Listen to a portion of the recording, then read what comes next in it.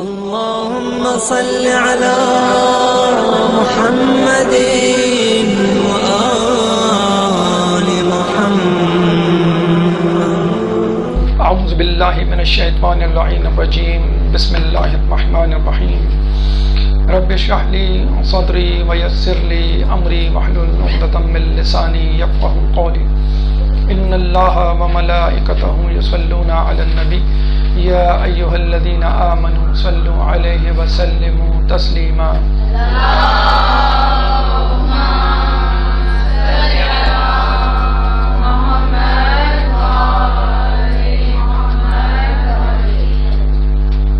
رجب کے مہینے کی آمد ہے اور آپ لوگوں کو معلوم ہے کہ یہ مہینہ وہ مہینہ ہے کہ جس میں سب سے زیادہ معصومین کی ولادتیں آتی ہیں، اور ہمارے لیے یہ بہترین موقع ہے کہ ہم اس مہینے میں معصومین کی ولادتوں یا جو ایک شہادت آتی ہے اس میں ان کی سیرت طیبہ کا مطالعہ کریں اور ان کی حیات طیبہ سے جو نادر نگینے پیغامات اور پند و نصائح ہمیں حاصل ہوتے ہیں اس کو اپنی زندگی میں جاری و ساری کریں اور اپنی زندگی کے مسائل کو حل کرتے ہوئے تعلیمات اہل بیت کی روش پر چلنے کی کوشش کریں. اس میں ماہ رجب میں جہاں اتنی ولادتیں ہیں، جہاں اتنی شخصیات کا تذکرہ ہے، وہاں ایک شخصیت ہمارے 10ویں امام نقی علیہ السلام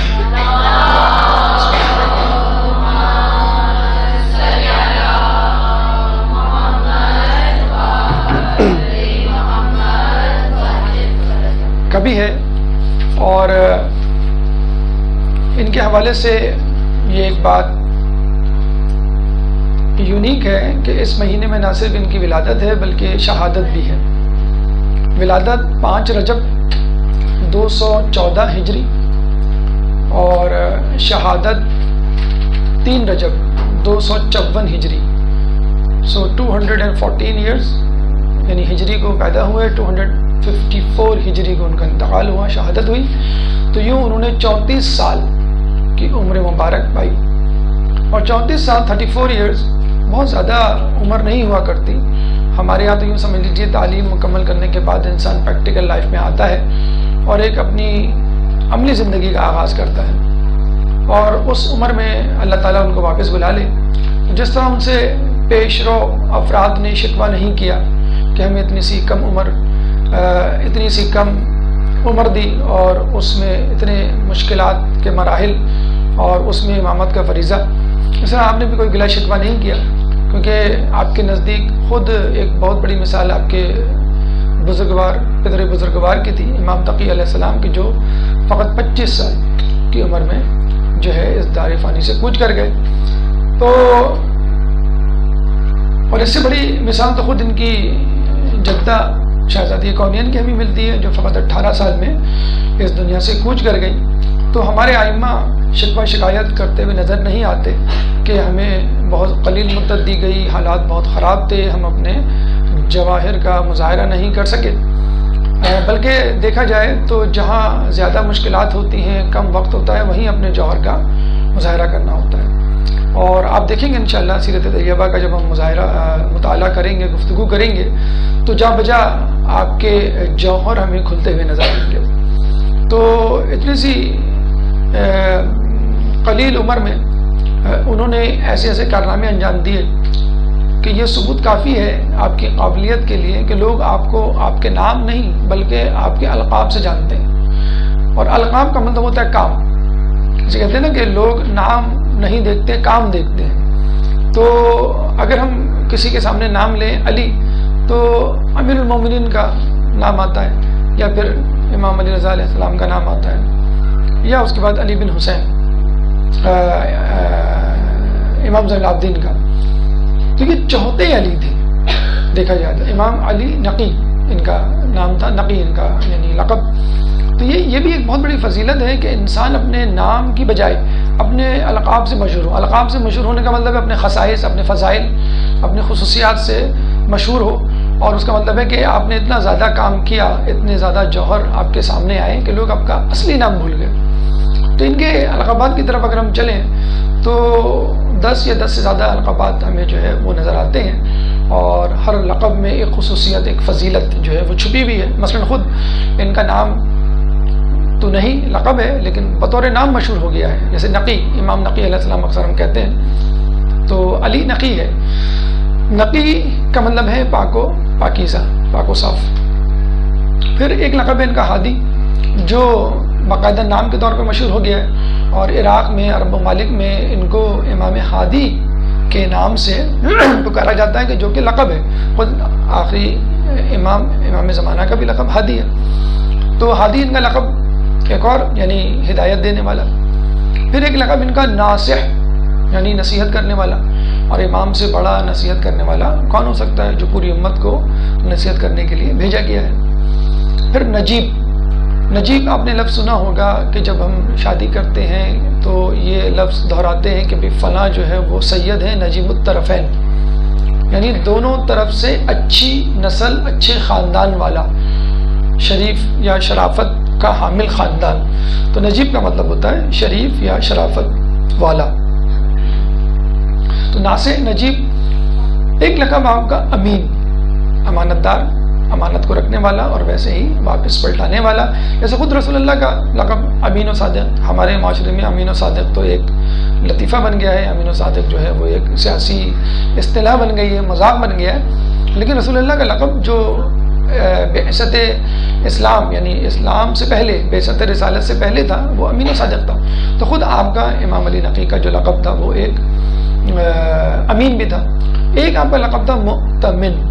مؤتمن یعنی جس پہ ٹرسٹ کیا جائے، جس پر اعتماد کیا جائے. ظاہر سی بات ہے آدمی امانت اسی کے پاس رکھوائے گا جس پر آدمی اعتماد کرے گا. آپ کا ایک لقب عالم. اچھا، عالم عام عالم نہیں کہ جس کو پڑھایا جائے پھر وہ علم حاصل کرے اور پھر جو عالم بنے. جبکہ ہمیں ملتا ہے کہ آپ کو کسی نے پڑھانے کی کوشش کی تو خود اس نے اعتراف کیا کہ میں نہیں پڑھا رہا تھا، یہ مجھے پڑھا رہے تھے. ایسے عالم تھے وہ، علم لدنی، علم غیب کے مالک، جو ہمارے ائمہ اور معصومین ہوا کرتے ہیں. فقیہ، آپ نے سنا ہوگا، یہ ان کا لقب تھا. فقیہ کہتے ہیں سوجھ بوجھ والے کو، لیکن شرعی اصطلاح میں فقیہ کا مطلب ہوتا ہے جو کہ شرعی مسائل کو جانتا ہو. بلکہ پہلے زمانے میں جو عالم ہوتا تھا وہ وہی ہوتا تھا جو فقیہ ہوتا تھا. اصل عالم فقیہ کو کہتے تھے. اور بعد میں پھر جو ہے وہ برانچز بن گئی. کسی نے اخلاقیات لے لی، کسی نے تفسیر لے لی، کسی نے تاریخ لے لی. تو فقیہ آپ نے سنا ہوگا، جب امام حسین نے خط لکھا تھا حبیب ابن مظاہر کو تو لکھا تھا من الحسین الی الرجل الفقیہ، کہ حسین کی طرف سے ایک مرد فقیہ کی طرف، یعنی سیاسی دینی بصیرت اور سوجھ بوجھ والا. پھر آپ کا ایک لقب جو ہمیں ملتا ہے عالم اور فقیہ کے بعد، وہ ایسا لقب ہے کہ جس کو امام نے چھپانے کی درخواست کی تھی اور لوگوں سے کہا تھا کہ اس نام سے مجھے اس لقب سے نہیں پکارا کرو، اور وہ تھا متوکل. اور متوکل کا جو اگر آپ وہ نکالیں اوریجن تو توکل سے نکلا ہے. یعنی توکل یعنی توکل اللہ پہ توکل. تو جو شخص بھی توکل اللہ کرے گا، اللہ پہ توکل کرے گا، متوکل کہلائے گا. اس زمانے میں بادشاہ تھا متوکل، اور وہ اتنا ظالم، اتنا شقی بادشاہ تھا کہ اس کو یزید ثانی کہا جاتا تھا. خود امام کے زمانے میں بھی موجود رہا وہ. تو امام نے کہا تھا کہ مجھے اس نام سے، اس لقب سے نہیں پکارا کرو کہ لوگ مشتبہ نہ ہو جائیں، اشکال کا مشوش نہ ہو جائیں، اشکال کا شکار نہ ہو جائیں کہ یہ وہی ہیں یا وہ یہ ہے، یا یہ ان کو پسند کرتے ہیں، یا ان میں کوئی رابطہ ہے، کوئی رشتہ داری ہے، یا کوئی جسے کہتے ہیں کوئی اشتراک ہے.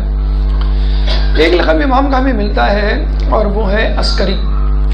چونکہ آپ سامرہ کے شہر عسکری میں رہا کرتے تھے کہ جہاں پہ فوجی چھاونی تھی.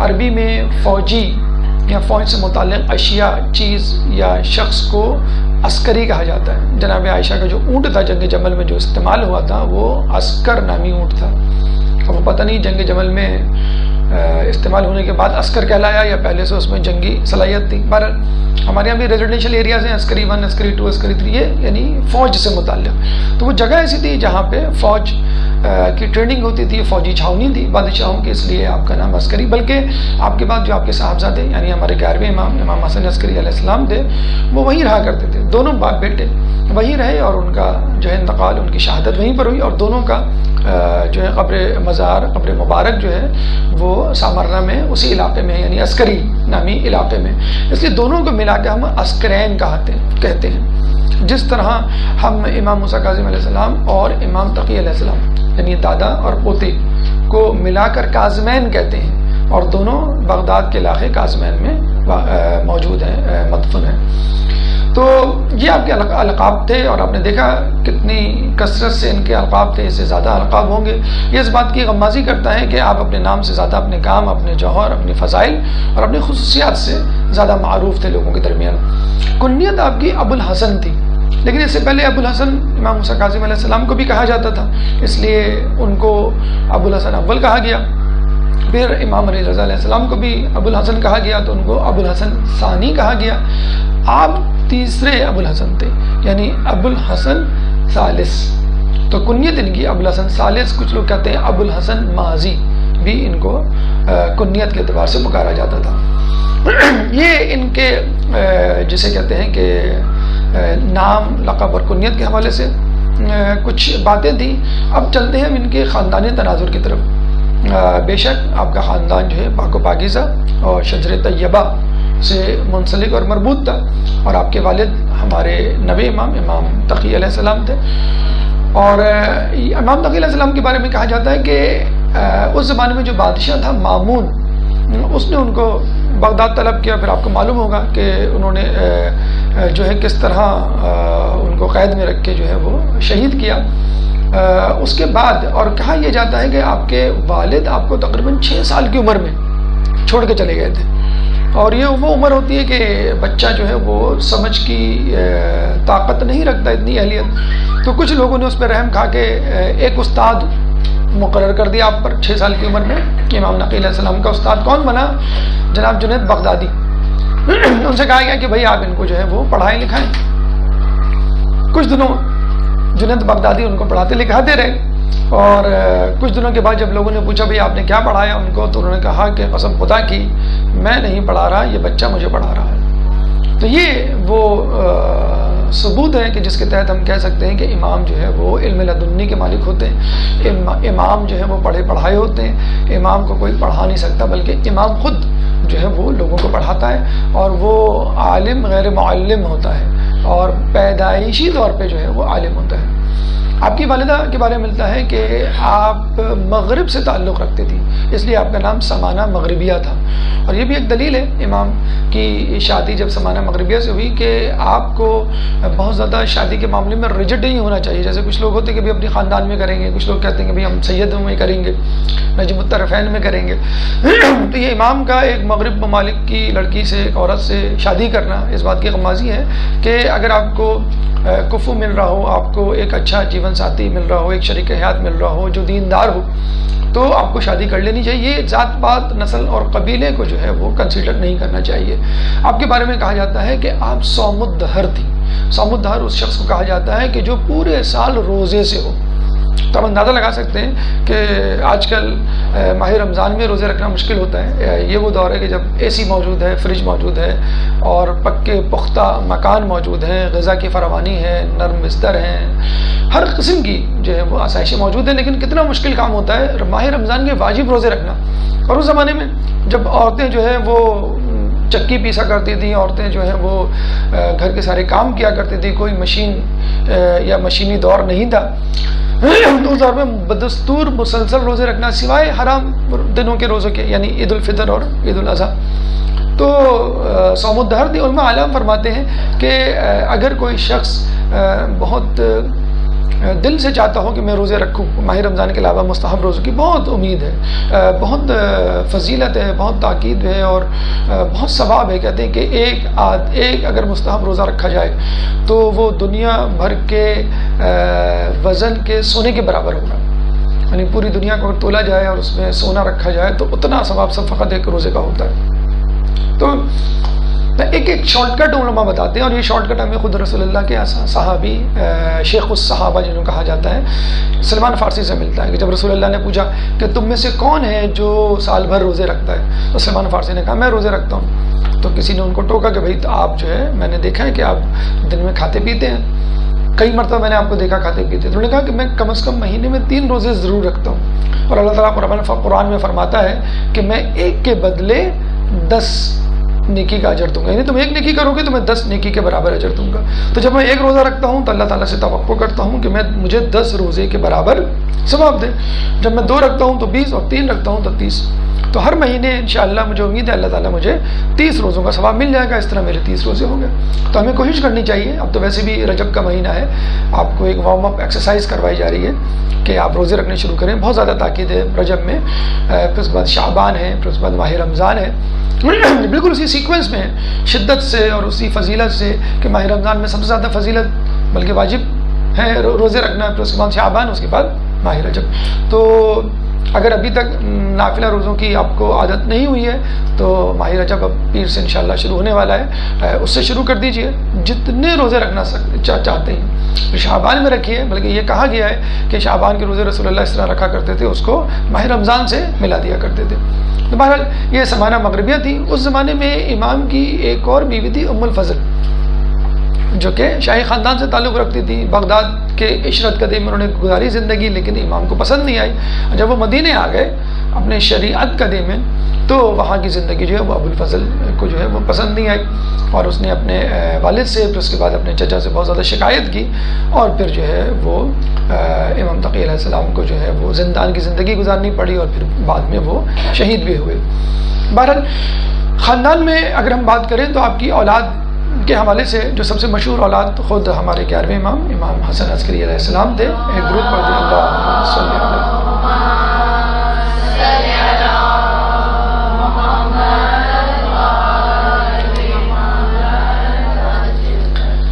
جن کو جو ہے اپنے بیٹے خود اپنے والد امام نقی علیہ السلام کے ساتھ سامرہ میں رہنا پڑا، اور پھر وہیں آپ نے جو ہے وہ آخری زندگی گزاری اور آخری ایام گزارے. اس کے بعد امام حسن عسکری جو سب سے زیادہ مشہور اولاد ہوئی ہے وہ ہے سید محمد. اگر آپ عراق کی زیارت کو گئے ہوں تو بلد نامی علاقے میں، شہر میں سید محمد کا مقبرہ ہے، ان کی جو ہے وہ آخری آرام گاہ ہے. اس حوالے سے ہمیں ملتا ہے کہ اگر آپ بکرا قربان کریں سید محمد کے نام کا تو آپ کی حاجات پوری ہوتی ہیں. خصوصی طور پہ رزق کے حوالے سے کہا گیا کہ آپ کی حاجات جو ہے وہ ضرور پوری ہوں گی اگر سید محمد کے نام کا بکرا کریں. اور ضروری نہیں ہے کہ آپ وہیں جا کے کریں، یعنی ان کے روزے پہ آپ جس جگہ رہتے ہیں، کراچی، پاکستان، باہر، وہاں یہ کر سکتے. تیسری اولاد کا نام حسین تھا، اور چوتھی اولاد علیہ یعنی لڑکی تھی ان کی. یہ بھی ایک نام ہے، لوگوں کو نئے نام رکھنے کا شوق ہوتا ہے کہ کوئی ایسا نام جو کسی نے نہ رکھا ہو. تو علی اگر لڑکے کا نام ہے تو علیہ جو ہے وہ لڑکی کا نام. ولیہ بھی لوگ رکھتے ہیں لڑکی کا نام. پانچویں جو اولاد تھی وہ ایک منحرف اولاد تھی جس نے جو ہے امامت کا دعویٰ کیا تھا امام حسن عسکری علیہ السلام کے انتقال کے بعد، ان کی شہادت کے بعد. اور جعفر کذاب، کیونکہ جعفر صادق جو چھٹے امام تھے تو ان کا بھی نام جعفر تھا، تو لوگوں نے جعفر کذاب کر کے ان کو ممیز کیا تاکہ اشتباہ نہ ہو جائے. تو آپ کو یاد ہوگا کہ جب امام حسن عسکری علیہ السلام کی نماز جنازہ کا وقت آیا تو یہ جعفر کذاب جو ہے آگے بڑھے، کیونکہ امام زمانہ موجود نہیں تھے، اور تھے بھی تو وہ 5 سال کے تھے، تو کسی کا خیال نہیں جا رہا تھا اس طرف. اور اس زمانے میں یہ مشہور تھا کہ امام کی نماز جنازہ وہی پڑھاتا تھا جو ان کا جانشین ہوتا تھا، اور جو ان کے بعد جو ہے وہ امام بنتا تھا. تو آپ نے آگے بڑھ کے جب امامت کروانا چاہیے تو عین اس وقت 5 سال کا بچہ یعنی امام زمانہ آئے اور انہوں نے دامن پکڑ کے ان کو کھینچا کہ آپ نہیں، میں نماز جنازہ پڑھاؤں گا. پھر نماز پڑھا کے فوراً ہی وہ جو ہے غائب ہو گئے. تو یہ ان کی 5ویں اولاد تھی جو منحرف ہو گئی. یہ ایک طرح کی عبرت ہے، ایک طرح کا میسیج ہے، ایک طرح کا پیغام ہے ہمارے لیے کہ اگر آپ کسی اچھے خاندان سے تعلق رکھتے ہیں، با تقویٰ، با کردار اور با بصیرت خاندان سے، تو ضروری نہیں کہ آپ خود بھی جو ہے متقی پرہیزگار ہوں. شیطان آپ کو اچک سکتا ہے، ہوائے نفس آپ پر غالب آ سکتی ہے. تو مولا کا خود بھی یہ قول ہمیں ملتا ہے کہ جس کو اس کا عمل آگے نہیں بڑھا سکتا، اس کو اس کا نسب آگے نہیں بڑھا سکتا. نہیں جو خود عمل کر کے آگے نہیں بڑھ سکتا تو وہ یہ امید نہ کرے کہ میں قیامت کے دن یا خود زندگی میں دنیا میں جو ہے وہ اپنے باپ دادا کے نام پر شہرت پا جاؤں گا یا لوگ جو ہے مجھے باپ دادا کے نام پر مجھے جو ہے وہ عزت دیں گے. خود ابو لہب جو ہے رسول اللہ کا چچا تھا لیکن تبت یدا ابی لہب وتب کے نام سے اللہ تعالیٰ نے اس کو کتنی سختی سے پکارا کہ کٹ جائیں ابو لہب کے ہاتھ. تو یہ امام کا خاندانی تناظر تھا. اب آئیے بادشاہ نے وقت کی طرف چلتے ہیں. ایک درود پڑھتے محمد علیہ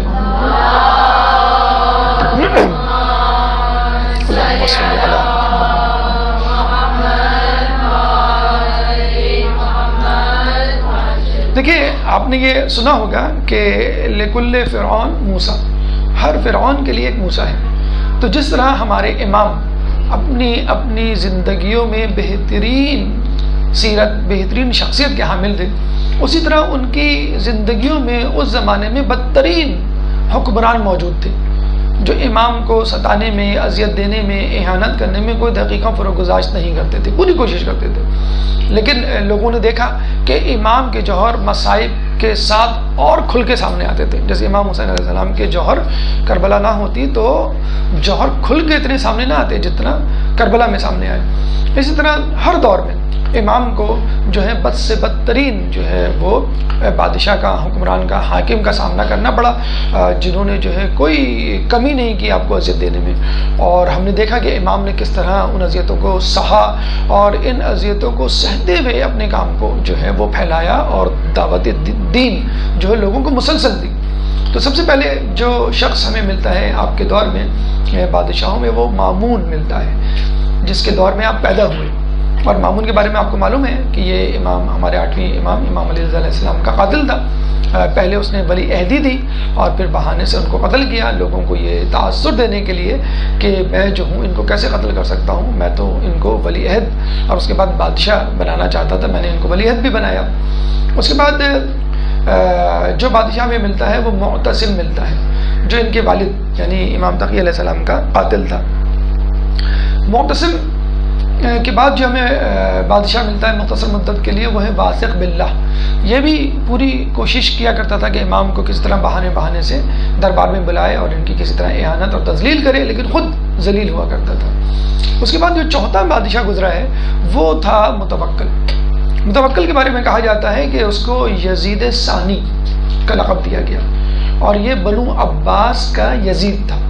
بلکہ کچھ لوگ تو کہتے ہیں کہ یہ یعنی متوکل یزید سے زیادہ بدتر تھا کیونکہ یزید نے تو زندہ امام کو تکلیف اذیت دی، اس متوکل عباسی نے جو زندہ امام اس دنیا سے جا چکے تھے ان کو تکلیف دی. ان کے قبر مبارک پہ جو حل چلائے، ان کے قبر مبارک پہ نہر کا پانی چھوڑا اور پتہ نہیں کیا کچھ نہیں کیا.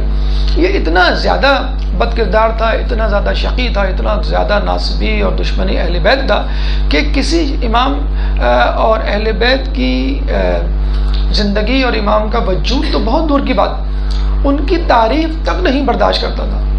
تو اس زمانے میں اس کا ایک وزیر ہوا کرتا تھا ابن سکیت جو دوست اہل بیت تھا اور امام کا چاہنے والا تھا اور بہت بڑے عالم تھے. ابن سکیت نام ان کا کچھ اور تھا لیکن تاریخ میں ابن سکیت ابن یعقوب یعنی نام ہمیں نہیں ملتا کیونکہ خاموش پسند تھے، بہت زیادہ خاموشی جو اختیار کیا کرتے تھے، بہت کم بولتے تھے لیکن بڑے پائے کے بزرگ تھے، بہت بڑے عالم تھے.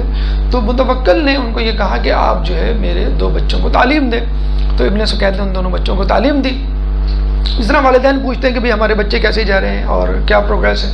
تو ابن سکیت نے کہا اچھے جا رہے ہیں ماشاءاللہ، کافی امپروو کیا اور بہت زیادہ میں نے ماشاءاللہ پڑھا دیا اور کافی پڑھ لیا ہے. تو اب ایک دم سے اس کا جو ہے وہ دماغ جو ہے وہ عرش پہ پہنچ گیا. متوکل کا کہنے لگا کہ یہ بتاؤ کہ میرے دونوں بچے زیادہ بہتر ہیں یا حسن حسین زیادہ بہتر ہیں. اب دیکھیے، تو اب آپ دیکھیے ایک شخص جو ابن سکیت کے نام سے مشہور ہے،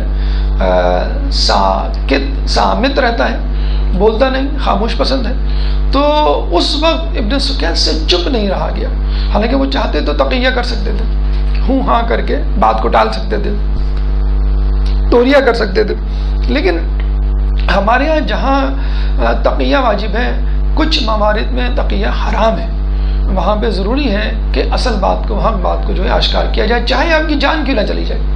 امام حسین کی جو قربانی ہمیں کربلا میں ملتی ہے وہ یہی تھی کہ جان کیوں نہ چلی جائے، ہمیں کلمہ حق جو ہے وہ بلند کرنا ہے، ہمیں کوئی مصالحت نہیں کرنی۔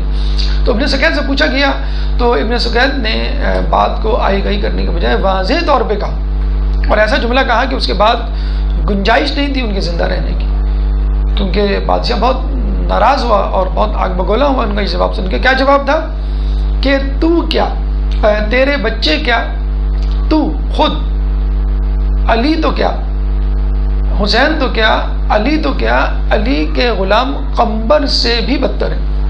یعنی تیرے بچوں کی بات چھوڑیے، ہم تو تیری بات کریں گے، اور تجھ سے کمپیئر کس کو کریں گے؟ علی کو نہیں، حسین کو نہیں، علی کو نہیں، بلکہ ان کے غلام قمبر کو، اور پھر یہ کہیں گے کہ قمبر بھی تجھ سے افضل ہے۔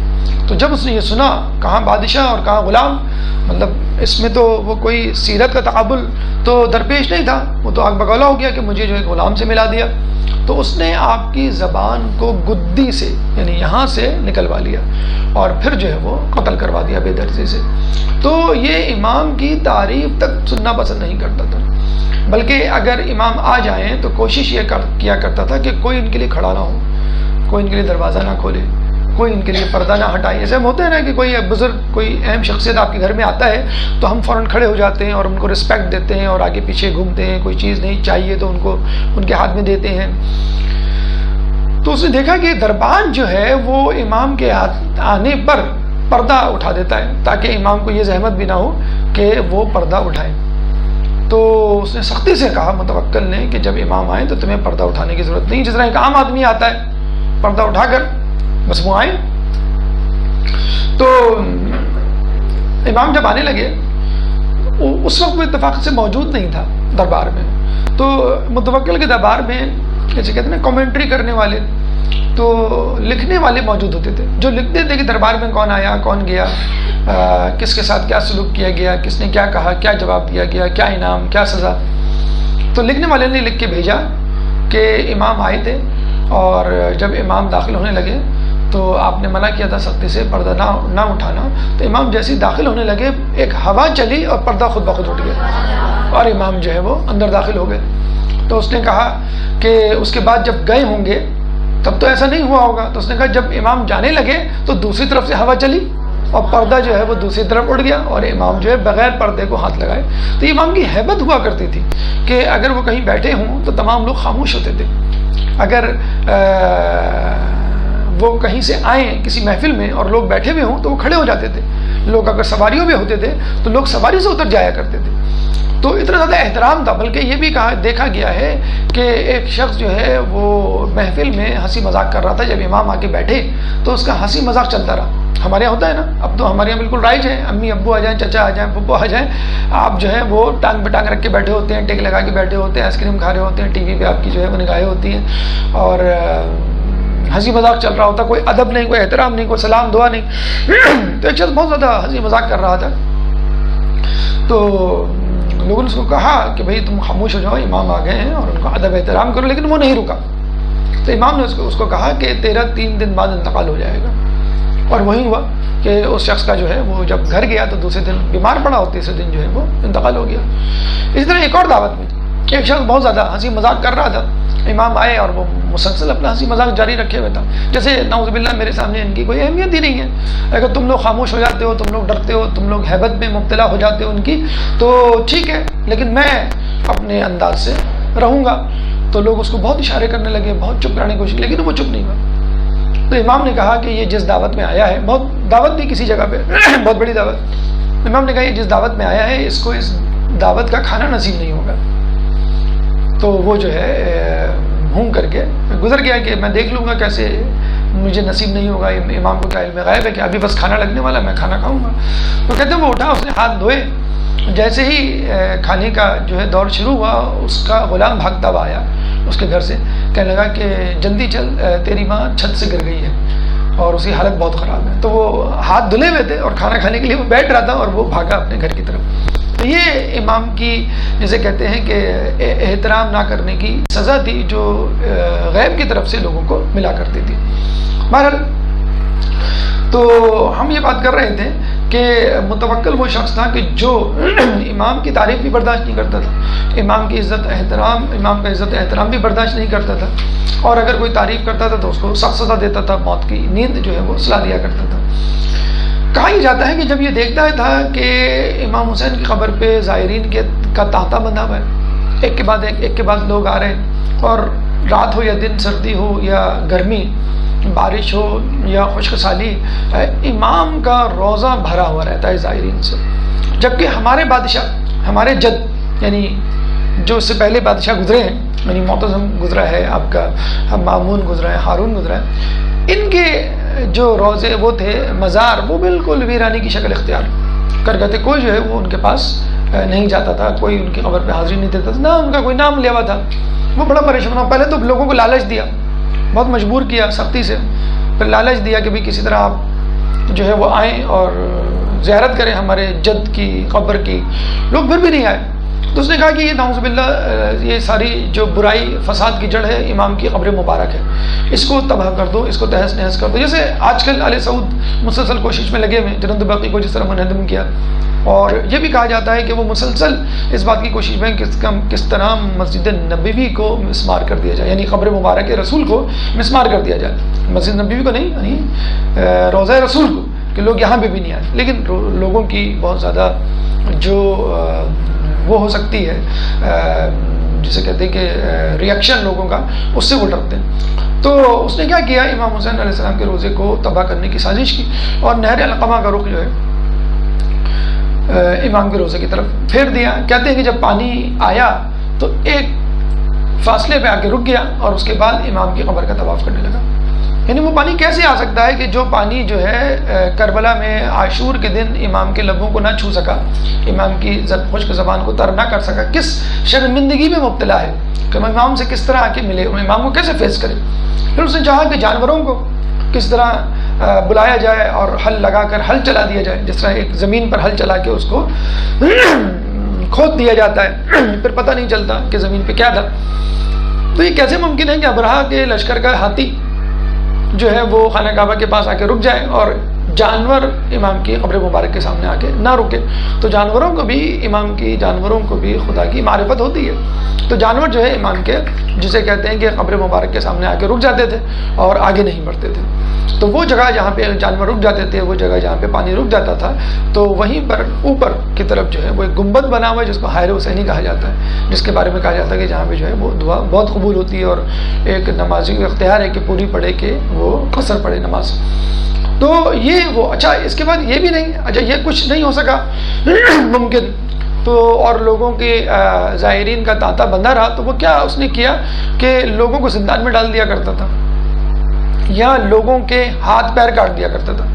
یعنی لوگ جب آتے تھے تو ہاتھ کاٹ دیا کرتا تھا، دوسری مرتبہ آتے تھے تو دوسرا ہاتھ، تیسری مرتبہ آتے تھے تو ایک ٹانگ، چوتھی مرتبہ آتے تھے تو دونوں ٹانگیں، پانچویں مرتبہ قتل۔ تو ایک شخص آیا اور زیارت کے لیے، تو لوگوں نے روکا، کہنے لگے تمہیں ہاتھ کٹوانا پڑے گا، کاٹ دو۔ تو اپنا الٹا ہاتھ آگے کیا، کہنے الٹا ہاتھ نہیں سیدھا ہاتھ، کہنے سیدھا ہاتھ تو میرا کٹ چکا ہے پچھلے سال۔ تو اس نے اپنی ابا ہٹا کر دکھایا کہ میرا سیدھا ہاتھ تو کٹ چکا ہے۔ تو ہم جیسے نازک اندام لوگوں کو سبق لینا چاہیے، جب زیارت کے لیے جاتے ہیں تو کہتے ہیں کہ بھئی وہ اے سی کام نہیں کر رہا، ہیٹر کام نہیں کر رہا، کھانا صحیح نہیں ہے، صرف 2 ڈشیں جو ہے رکھی ہوئی ہیں، اور حرم سے جو ہے اتنا دور جو ہے ہمیں وہ دے دیا گیا ہے، قریب بھی دے دیا جائے۔ تو ہم کیا کہتے ہیں کہ بھئی یہاں سے امام کا گنبد نظر آ رہا ہے، ہم یہاں سے زیارت پڑھ لیں۔ لوگ کہتے ہیں نا، مطلب خانہ کعبہ اب تو ہوٹل میں بڑے بڑے ہوٹلس ہو گئے آپ کے، وہاں پہ حج میں تو ٹاورز بن گئے، تو لوگ فتوے پوچھتے ہیں کہ ہم یہاں اگر نیت باندھیں اور امام کعبہ کے ساتھ نماز پڑھ لیں تو کیا جماعت ہو جائے گی ہماری؟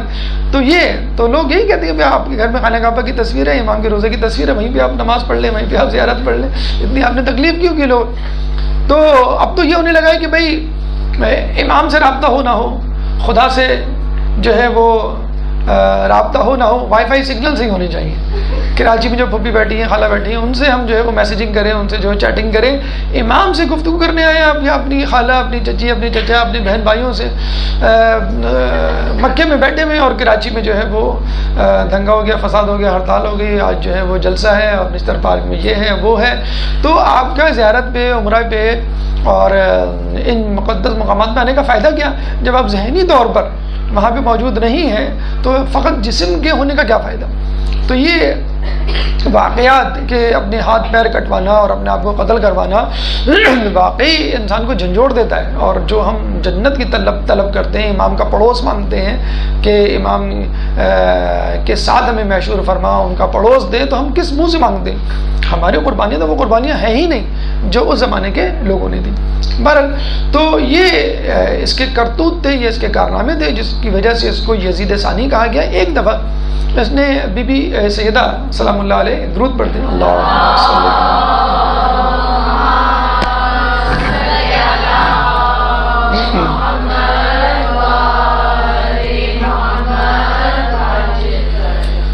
آپ کی شان میں گستاخی کی. تو اس کا جو بیٹا تھا مستنصر نام تھا اس کا. اب بہرحال جیسے میں نے آپ کو بتایا کہ شیطان کے گھر میں رحمان، رحمان کے گھر میں شیطان تو پیدا ہو ہی جاتا ہے. مستنصر سے نہ رہا گیا اور بہت غصے میں آیا اور بہت جسے کہتے ہیں اپنے ہاتھ بیچے اور بہت شدت سے جو ہے یہ بات اس کے دل کو لگی کہ یہ بی بی کی شان میں اس نے گستاخی کیسے کی، چاہے اس کا باپ بھی صحیح. تو یہ واپس پلٹا، اس وقت تو کچھ نہیں کہا، یہ واپس پلٹا اور وہاں کے اس زمانے کے علماء سے اس نے فتویٰ لیا کہ نام نہیں بتلایا، بس فقط یہ پوچھا کہ اگر کوئی شخص بی بی کی شان میں گستاخی کرے تو اس کی کیا سزا ہے. تو علماء نے اس کو فتویٰ دیا کہ اس کی سزا واجب القتل، قتل ہے، اس کو قتل کر دینا چاہیے. تو یہ خاموشی سے گیا اپنے باپ کے پاس اور اس کو اسی وقت قتل کر دیا. تو اب آپ دیکھیں کہ جو اہل بیت کی شان میں گستاخی، اہل بیت کی مذمت، اہل بیت کی ذلت میں دن رات گزارتا ہو، اس کو کس نے قتل کیا؟ خود اس کے ہی بیٹے نے، اور اسی گناہ کی پیدائش میں کہ جو وہ کر رہا تھا. بہرحال یہ متوکل تھا. اس کے بعد جو لوگ آئے جو بادشاہ بنے، اس کے 3 بیٹے جو ہیں بادشاہ بنے. ایک بیٹا مستعین تھا جو بادشاہ بنا، ایک بیٹا منتصر تھا سواد سے، اور آخری بیٹا جو بادشاہ بنا وہ تھا معتز باللہ. معتز باللہ نے امام نقی علیہ السلام کو، یعنی ہمارے 10ویں امام کی جن کی بات ہو رہی ہے، 10ویں امام کو جو ہے زہر دغا سے شہید کیا. تو یہ آپ نے دیکھا کہ بادشاہ نے وقت اپنے اپنے زمانے میں موجود تھے، اپنے زمانے میں اس زمانے میں ہمارے امام بھی موجود تھے. بدترین لوگ، بدترین حکمران تھے اور بہترین لوگ اور بہترین امام موجود تھے. موسیٰ کے دور میں بھی ایسا تھا، عیسیٰ کے دور میں بھی ایسا تھا، ابراہیم کے دور میں بھی ایسا تھا، نمرود موجود تھا. تو جہاں جہاں جب فرعون، حامان، نمرود، شداد جیسے، قارون جیسے لوگ گزرے اس زمانے میں، ہمارے انبیاء اور اس کے بعد ہمارے ائمہ گزرے تاکہ لوگوں کو بتلا سکیں کہ بھئی حق کیا ہے اور باطل کیا ہے. اس زمانے میں امام کا اپنے فضائل کو آشکار کرنا، اپنی فضیلت کا اظہار کرنا اور علمی حوالے سے لوگوں کی ہدایت کرنا واقعی ایک بہت بڑی جان جوکھوں کا کام تھا. اگر ہم اس زمانے میں ہو تو ہم یہی کہیں کہ حالات سازگار ہو جائیں پھر ہم اپنے علم کا اظہار کریں، حالات سازگار ہو جائیں پھر ہم لوگوں کی مدد کریں. تو آپ دیکھیے گا ابھی انشاءاللہ چند مثالوں سے ہم واضح کریں گے کہ کس طرح کن حالات میں اور مشکلات میں صبر کرتے ہوئے، یہ نہیں کہ ایک مظلوم شخصیت کے طور پہ ایک مظلومیت کی تصویر بنے، ناچار اور جسے کہتے ہیں لاچار شخصیت کے طور پہ لوگوں کے سامنے اپنے آپ کو پیش کرنا اور یہ کہنا کہ میں خود اپنے لیے کچھ نہیں کر سکتا، تمہارے لیے کیا کروں. لیکن اس زمانے میں بھی جس طرح جیسے جتنا ممکن ہو سکے لوگوں کی مدد، جہاں جتنا جیسے ممکن ہو سکے اسلام کی خدمت. ایک درود پڑھ دے محمد والے محمد.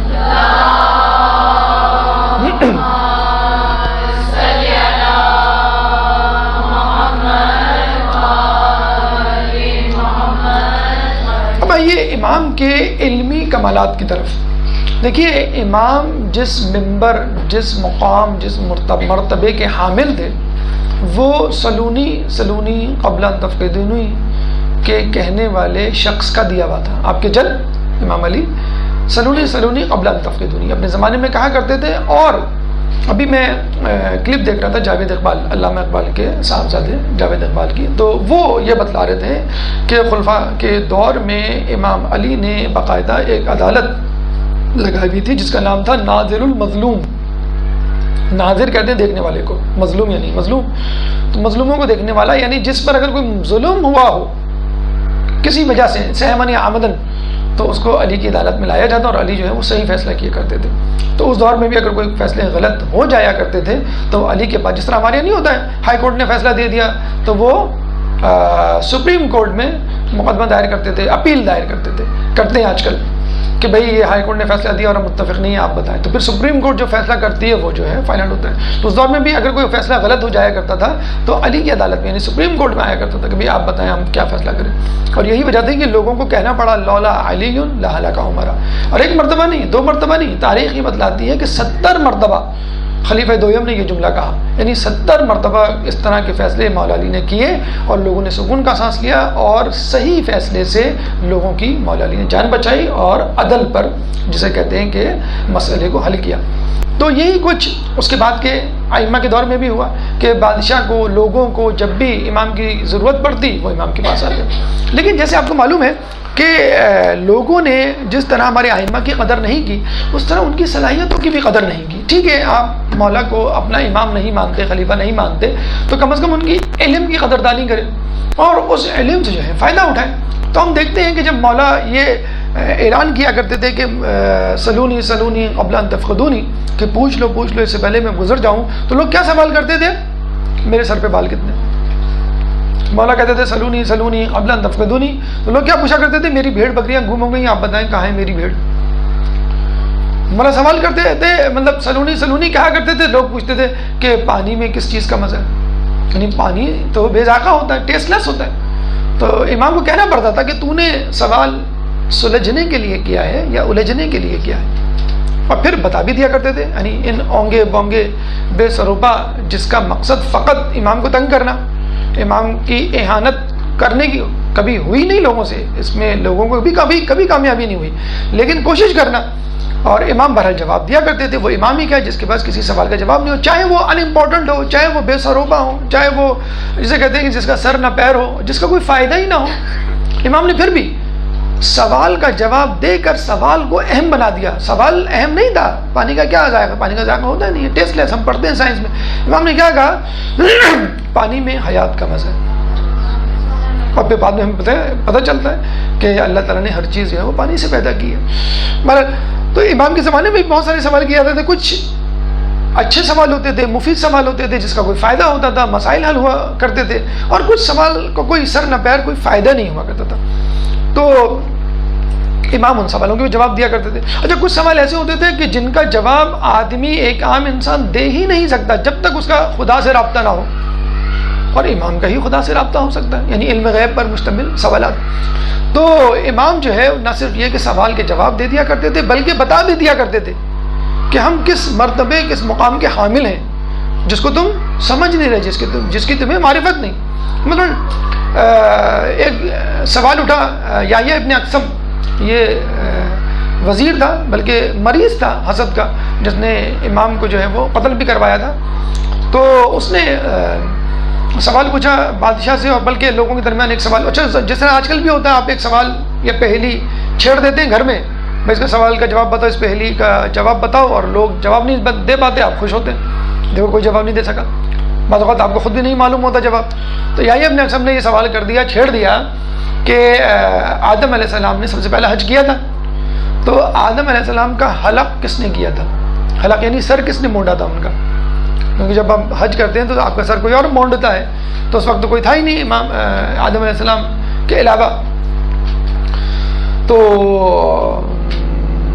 لوگوں میں ہلچل مچ گئی. پھر کہا کہ بھئی امام کو بلاؤ، امام اس کا جواب دیں گے. تو اچھا، امام کو پتہ چل گیا ابھی یہ کوئی ایسا سوال نہیں ہے جو ہم آخائم میں ڈسکس کیا جائے. امام نے کہا اس سوال کو مجھ سے دور رکھو، کوئی فائدہ نہیں ہے اس سوال کو کیوں پوچھ رہے ہو. تو لوگوں نے کہا نہیں، ہم تو آپ سے جواب لیں گے، اور آپ تو امام ہیں، آپ کا دعویٰ ہے، کہہ بھی رہے ہیں آپ کا دعویٰ ہے، آپ امام ہیں، لیکن پھر بھی خلافت کی اس پہ کرسی پہ بیٹھے ہوئے. تو امام نے کہا کہ آدم علیہ السلام کا سر جبرائیل علیہ السلام نے مونڈا تھا ایک یاقوت کے ذریعے، جو وہ آسمان سے لے کر آئے تھے. جب ان کے سر پہ پھیرا تو سارے بال جو ہے وہ ان کے جھڑ گئے، گر گئے، اور اس یاقوت کی روشنی جہاں جہاں پھیلی وہاں تک بیت اللہ کا احاطہ، یعنی گھر کی باؤنڈری، اللہ کے گھر کی باؤنڈری قرار پائی. ہاں، ایک سوال جو ہم سمجھتے ہیں امام کے زمانے میں سوال کیا تھا، وہ ایک سازش تھی جو بنو عباس کی طرف سے، اس سے پہلے بنو امیہ کی طرف سے جو ہے وہ بچھائی گئی تھی لوگوں میں اپنی حکومت کو مضبوط کرنے کے لیے. وہ تھا مسئلہ جبر و تفویض. مسئلہ جبر و تفویض کیا ہے؟ جبر کہتے ہیں مجبوری کو، فورس کو، کہ آپ کوئی کام بائی فورس کریں. اور تفویض کہتے ہیں آزادی کو، لبرٹی، آپ کی جو مرضی کریں. تو لوگوں میں یہ بحث چھڑ گئی اس زمانے میں کہ زندگی ایک جبر کا نام ہے یا آزادی کا نام ہے. تو بنو عباس کی طرف سے، بنو امیہ کی طرف سے لوگوں میں یہ بات پھیلائی گئی کہ زندگی جبر کا نام ہے. جبر مانی جب پتا بھی خدا کے حکم سے نہیں ہلتا تو ہم جو بھی کام کریں گے وہ اللہ ہی کے حکم سے ہوگا. دنیا میں جو کچھ ہو رہا ہے اللہ کی مرضی سے ہو رہا ہے، تو ہمیں اس میں دخل اندازی نہیں کرنی چاہیے. اگر ہمارے اوپر کوئی حکمران ہے تو اس کو حکومت کرتے دے رہنا چاہیے. اگر وہ ہم پہ ظلم کر رہا ہے تو اللہ کی مرضی سے کر رہا ہوگا. کیوں؟ اللہ کی مرضی سے کوئی پتہ بھی نہیں ہلتا، قرآن میں. تو اب لوگوں نے واقعی اس کو سمجھ لیا صحیح. اس کا فائدہ کیا ہوا حکمرانوں کو کہ ان کے خلاف بغاوت تو دور کی بات، کوئی ان کے خلاف کوئی بری بات بھی نہیں کرتا تھا، ان کی برائی بھی نہیں کرتا تھا. کیوں؟ کہ بھائی یہ اولی الامر ہے، اولی الامر بنا دیا گیا ان کو، اور یہ کہا گیا کہ یہ اللہ کی طرف سے معین کردہ حکمران ہے. اب جو یہ کریں گے وہ صحیح ہوگا. کربلا میں جو کچھ ہوا بالکل صحیح ہوا. امام حسین کو خروج، نعوذ باللہ اس کو خروج کا نام دے رہے تھے، خروج نہیں تھا وہ، قیام تھا وہ. تو خروج کا نام دیا کہ امام نے خروج کیا، یہ امام کی غلطی ہے. جب اللہ تعالیٰ نے یزید کو بادشاہ بنا دیا تو ہم کون ہوتے ہیں اس کو، اس کی بادشاہ سے، اس کی حکمرانی سے اس کو معزول کرنے والے. اور یہ جو ہے آج بھی آل سعود نے یہ اپنایا ہوا ہے کہ ہم اولی الامر ہیں اور ہمارا حکم جو ہے وہ آخری حکم ہے، اور ہمارے حکم کے آگے سرتابی نہ کرو، نافرمانی نہ کرو. اب وہی حکمران جو ہے وہاں پہ میوزیکل کنسرٹ کروا رہے ہیں. وہی حکمران وہاں پہ جو ہے ایک زمانے میں ابا لازم تھی، خواتین کے بارے میں کہا جاتا ہے، اب ان کے لیے ابا پہننا لازم نہیں ہے. اب وہی حکمران جو ہے وہ تمام باتیں جو اسلامی نظام کا ایک خاصہ تھی وہ آہستہ آہستہ جو ہے وہ ختم کر رہے ہیں. تو اب لوگوں کو، اب تک تو لوگ یہی کہتے تھے یہ اولی الامر ہیں، یہ اولی الامر ہیں. اسلام کے کاسمیٹک جو وہ تھے اختیارات یا عملیات جس سے لگتا تھا کہ ہاں یہ اسلامی نظام ہے، اس سے متاثر ہو کے لوگ کہہ دیا کرتے تھے. لیکن اب لوگوں کی آنکھیں کھلی کہ ہاں بھائی اب تو اولی الامر نہیں رہے. دوبارہ تو بنو امیہ بنو عباس نے کہا کہ ہم اولی الامر ہیں، اللہ نے ہم کو معین کیا ہے، اور اگر جو ہے وہ پتہ بھی اللہ کی مرضی سے نہیں ہلتا تو ہم کیسے تم پر حکمران ہو سکتے ہیں. اس کا مطلب ہے اللہ چاہتا ہے کہ ہم تم پر حکمرانی کریں، چنانچہ ہماری اطاعت کرو اور ہمارے خلاف قیام نہ کرو. اس سے کیا ہوا، جو قیام بغاوت کی جو لہریں تھیں ان کو کم کرنے میں ان کو بہت زیادہ فائدہ ہوا. تو یہ نظریہ عوام الناس میں پھیلایا گیا کہ زندگی ایک جبر کا نام ہے. اچھا جبر میں کیا ہوتا تھا، پھر لوگ جو گناہ گار تھے، جو نماز نہیں پڑھتے تھے، وہ یہی کہا کرتے تھے کہ جب اللہ چاہے گا تو ہم پڑھ لیں گے، جب اللہ چاہے گا حج پہ تو ہم چلے جائیں گے. بلکہ یہ تو اس زمانے کے جملے ہیں. آج کل لوگ یہی کہتے ہیں نا، روزہ رکھے نہیں بھائی، وہ بس اللہ کو منظور نہیں ہے کیونکہ ہم بیماری میں مبتلا ہیں. حج عمرے بھی کیوں جا رہے بھائی، مصروف اتنے، اللہ تعالیٰ مولا بلائیں گے تو چلے جائیں گے ہم آپ کو، اللہ توفیق دے گا تو ہم یہ کر لیں گے. اس کا مطلب ہے اللہ نہیں چاہ رہا، آپ چاہ رہے ہیں، نعوذ باللہ. تو یہ لوگوں نے ایک پکڑ لیا کہ بھائی اللہ چاہے گا تو ہم نماز پڑھیں گے، اللہ چاہے گا. جیسے کہتے ہیں نا کہ بھائی رمضان آ رہے ہیں، آپ جو ہیں وہ روزے رکھیں گے، بھائی روزے رکھنا تو مشکل ہے. نوافل پڑھیں گے، نوافل پڑھنا تو، قرآن پڑھیں گے، قرآن پڑھنا تو مشکل ہے. افطار کریں گے، اتنا بھی کافر نہیں ہوں، اتنا بھی کافر نہیں ہوں کہ دین سے نکل تھوڑی گیا ہوں میں. یعنی افطار نہ کرنے سے ہم دین سے نکل جائیں گے اور باقی روزے نہ رکھنے سے نہیں نکلیں گے. برابر.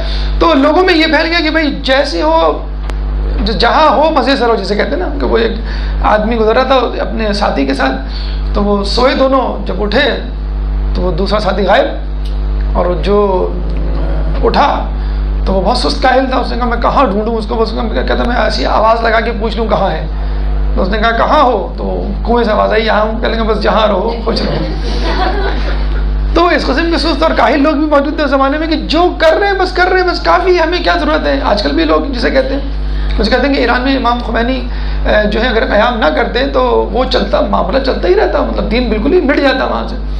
تو معاملہ جبر، مسئلہ جبر جو ہے وہ رائج کیا گیا کہ لوگوں میں یہ بات دل میں ڈالی جائے، ان کے راسخ کی جائے کہ جو کچھ ہوتا ہے خدا کی مرضی سے ہوتا ہے.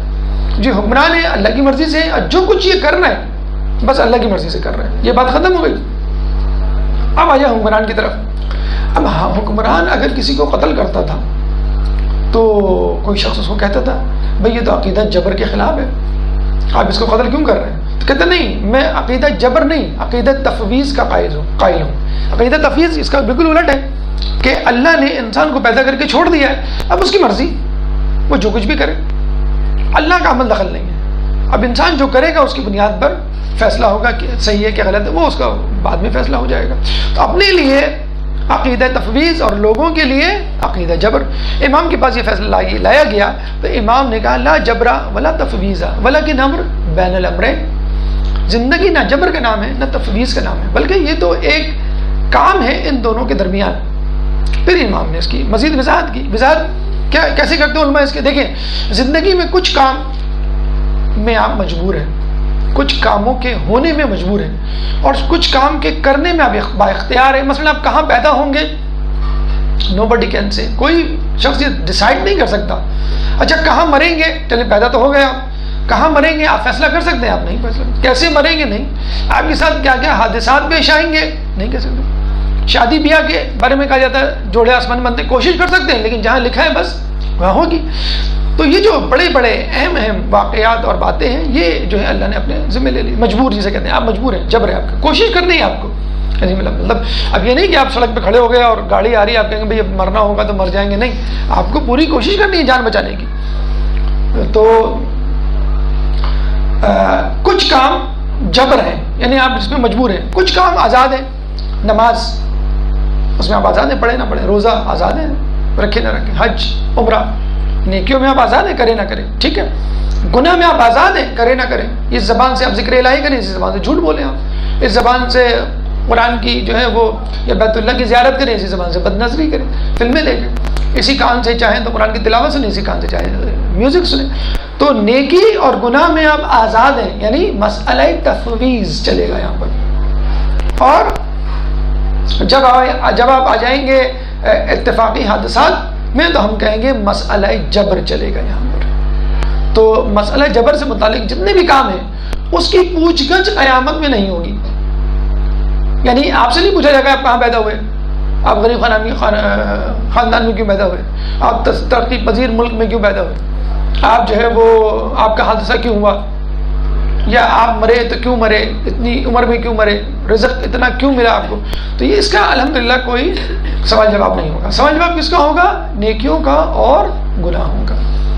مسئلہ کیا ہے, ہم نے جو خدا کے کام میں اپنے ہاتھ میں لے لیے, رزق اپنے ہاتھ میں لے لیا, موت اپنے ہاتھ میں لے لی ہے, حسب نسب اپنے ہاتھ میں لے لیا, اور جو اللہ چاہتا ہے آپ خود کریں وہ کام اللہ پہ ڈال دیے. جب اللہ چاہے گا تو حج کریں گے, جب اللہ چاہے گا تو خمس دیں گے, جب اللہ چاہے گا تو نیکی کریں گے. ایک اور طریقے سے اس مثال کو آپ سمجھ سکتے ہیں, اپنی باڈی کے اندر موجود آرگنز. کچھ آرگنز آپ کے والنٹری ہیں, ارادی ہیں, جو آپ کے کنٹرول میں ہیں, جیسے ہاتھ, پیر, زبان, آنکھ. آپ کی آنکھ نکال دے کوئی, زبان نکال دے, ہاتھ کاٹ دے, پیر کاٹ دے, آپ مریں گے نہیں, آپ کے اختیار میں, ٹھیک ہے. دل, پھیپھڑے, جگر, گردے, ان کو نکال دیں, آپ مر جائیں گے. وائٹل آرگن سے. تو آپ نے دیکھا کہ وائٹل آرگن جن پر زندگی کے دار و مدار ہے وہ اللہ کے اختیار میں. مسئلہ جبر. اور جو آرگنز آپ کے اختیار میں ان پہ زندگی کا دار و مدار نہیں ہے. تو اس کا مطلب کیا ہوا, جو اہم چیزیں خدا نے اپنے ذمہ لے لی ہیں, جو غیر اہم چیزیں وہ آپ کو دے دی. جو اہم چیزیں ان کے بارے میں اللہ سوال نہیں کرے گا. اہم چیز کا مطلب ہے جن پر آپ کی زندگی اور موت کا دار و مدار ہے, ان کا بارے میں سوال نہیں کرے گا. یہ مطلب مشکل کام ہے. اہم کا مطلب ہے مشکل کام. پیدا ہونا, قتل ہونا, مرنا, حادثات, یہ مشکل کام ہے, کوئی بھی نہیں چاہتا اور کسی کا بس بھی نہیں چلتا. لیکن نیکیاں کرنے میں, گناہ کرنے میں آپ کا بس چلتا ہے. ان کا جو ہے سوال جواب قیامت کے دنوں کا. تو امام نے جو ہے وہ اس طرح کو مسئلے کو حل کیا کہ نیکیاں گناہ تمہارے اختیار میں ہیں, اسی کی پوچھ گچھ ہوگی. حادثات زندگی, موت اور پیدائش یہ اللہ کے ہاتھ میں, ان کی پوچھ گچھ نہیں ہوگی. اس کے بعد مزید علمی کمالات ابھی آگے آئیں گے. ایک چھوٹا سا وقفہ, اس کے بعد ہم دوبارہ اپنا درس کا آغاز کرتے ہیں. تو ہم بات کر رہے تھے امام نقی علیہ السلام کی علمی کمالات کے حوالے سے. کہ جب بھی جیسے بھی جتنا مشکل سوال ان سے پوچھا گیا وہ انہوں نے جواب دیا اس کا. کچھ سوالات مفید ہوا کرتے تھے، کچھ غیر مفید، کچھ لوگوں کے مسئلے اور فتنوں کو جو ہے وہ دبایا کیا کرتے تھے، ان کی سرکوبی کرتے تھے، اور کچھ سوالات علم غیب کے حوالے سے ہوا کرتے تھے، جس سے یہ معلوم ہو گیا تھا لوگوں کو کہ یہ واقعی اللہ تعالیٰ کی طرف سے معین کردہ شخصیت ہے. اب ایک سوال کی طرف کہ جس سے ان کے علم غیب کا اندازہ ہوتا ہے کہ آپ کے رشتہ داروں میں یہ بحث چھڑ گئی کہ 4 اہم ترین روزے کون سے ہیں. تو جب ان کے بھتیجے جو ہے حاضر ہوئے تو انہوں نے کہا کہ تم چچا سے 4 اہم روزے پوچھنے آئے ہو، تو وہ یہ ہیں. پھر انہوں نے وہ 4 اہم ترین روزے جو ہم پڑھتے ہیں کہ 17 ربیع الاول، 18 ذی الحج، 25 ذی القعدہ اور 27 رجب، تو یہ 4 اہم ترین روزے انہوں نے بتلائے. لیکن آپ یہ دیکھیے صرف وقت روزے بتانا کمال نہیں ہے، سوال پوچھے بغیر اس کا جواب دینا یہ کمال ہے. بعض اوقات تو ہمیں ائمہ کے بارے میں ملتا ہے کہ لوگ آتے تھے خط دیا کرتے تھے، جیب سے خط نکال کے کہ امام یہ خط ہے، اس میں ایک سوال ہے، اس کا جواب دے دیں.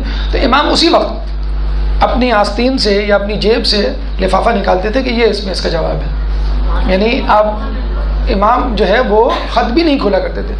تو یہ علم غیب تھا کہ جو شخص آ رہا ہے اور وہ سوال کرنا چاہ رہا ہے وہ بتا دیا ہم نے. بعض اوقات تو یہ ہوا کرتا تھا کہ چلیں آپ یہ کہہ سکتے ہیں کہ رشتہ داروں میں سے کسی نے خبر دے دی ہو. بعض اوقات تو یہ ہوا کرتا تھا کہ ایک شخص سامنے سے گزرتا تھا اور امام کہتے تھے کہ تمہارے دل میں ہماری امامت سے متعلق شک کیوں کر پیدا ہوا. سامنے سے گزرتا تھا اور وہ شک کیا کرتا تھا.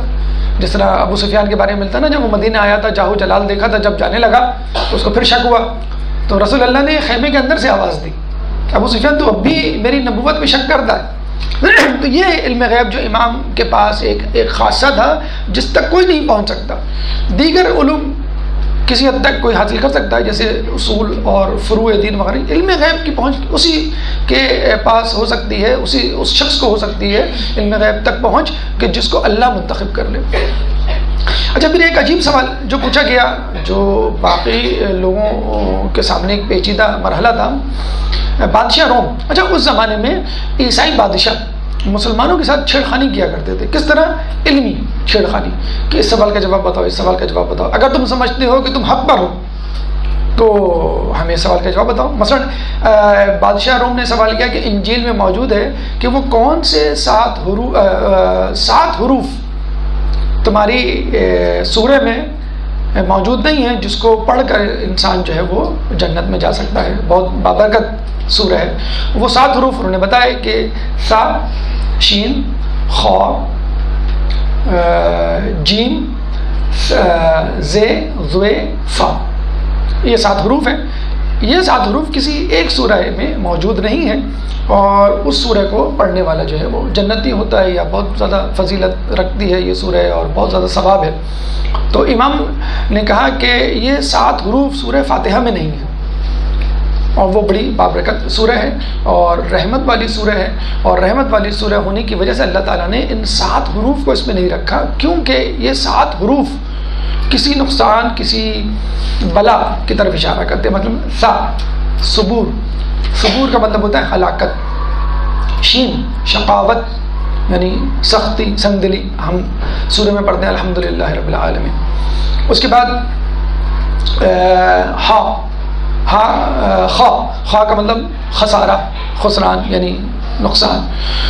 جیم سے جہنم. اللہ تعالیٰ جو ہے چاہتا ہے کہ سورہ فاتحہ پڑھ کے انسان کو جو ہے وہ جنت میں داخل کرے اور خوشخبری سنائے. پھر زے سے زقوم، تو یہ جہنم کا کڑوا پھل ہے اس لیے اس کا تذکرہ جو ہے زے کا اس میں نہیں آیا. زوے یعنی ظلمت، اندھیرا، ظلم، اس کا بھی تذکرہ اللہ نے کیا. فا فرقت یعنی جدائی. اللہ تعالیٰ اپنے بندے کو اپنے آپ سے جدا نہیں کرنا چاہتا. تو اللہ تعالیٰ نے یہ ممکن ہے کہ یہ حروف ان سورہ میں ہوں جو کہ سورہ فاتحہ کی طرح رحمت سے تعبیر کی جاتی ہیں. مثلا سورہ دہر ہے، سورہ رحمان ہے، لیکن کچھ ایسی باتیں ہوں گی کہ جس کی وجہ سے سورہ فاتحہ کو ان حروف سے بھی جدا رکھا گیا.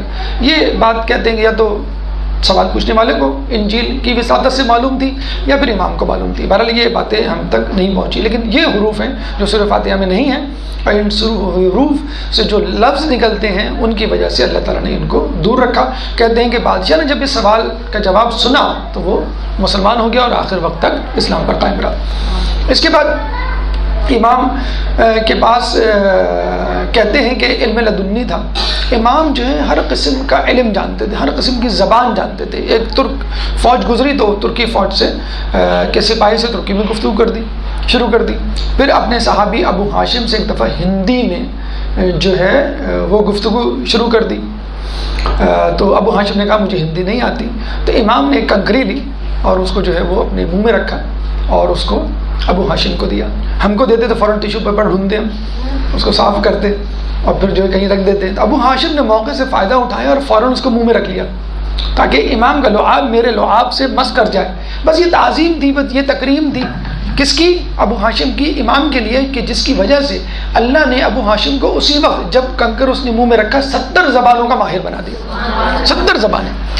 تو یہ وسیلہ ہے، یہ قربت ہے، یہ احترام ہے جو اگر ہم اہل بیت سے جاری رکھیں اور اہل بیت سے جو ہے وہ روا رکھیں تو انشاءاللہ اللہ تعالیٰ پھر ان کی خصوصیات، ان کا علم جو ہے وہ ہماری طرف منتقل کرے گا. اچھا، اس کے اعتبار سے میں بتا دوں ہندی جو ہے وہ بہت پرانی زبان ہے، اور یہ ہندی ہے جو ترکی، عربی اور فارسی سے مل کر جس نے اردو کا روپ دھارا. اور اب یہ اتنی مقبول ہو گئی ہے کہ انگلینڈ میں ہندی اور انگلش کے ملاپ سے ایک نئی زبان وجود میں آئی ہے جس کو ہم کہتے ہیں ہنگلش. انگلش نہیں، ہنگلش، HINGLISH. ویسے خیر اردوش تو ہم بھی بولتے ہیں، یعنی اردو انگلش مکس. جب تک 2-4 جملے ہم انگلش کے نہ بولیں رو بھی نہیں پڑتا لوگوں کو پتہ ہی نہیں چلتا کہ ہم پڑھے لکھے ہیں کہ نہیں ہیں. اب پڑھے لکھے ہونے کی کوئی ٹکیا یا کوئی وہ نیم پلیٹ نہیں لگا سکتے. ڈاکٹر، انجینئر یا MBA یا ٹیچر کیا ہے PhD، تو 2-4 جملے انگلش کے بول لیتے ہیں تاکہ لوگوں کو پتہ چل جائے کہ جو ہے وہ ہمیں انگلش آتی ہے. تو ہنگلش کر کے باقاعدہ انگلینڈ میں انسٹیٹیوٹس میں کلاسز شروع ہو گئی ہیں.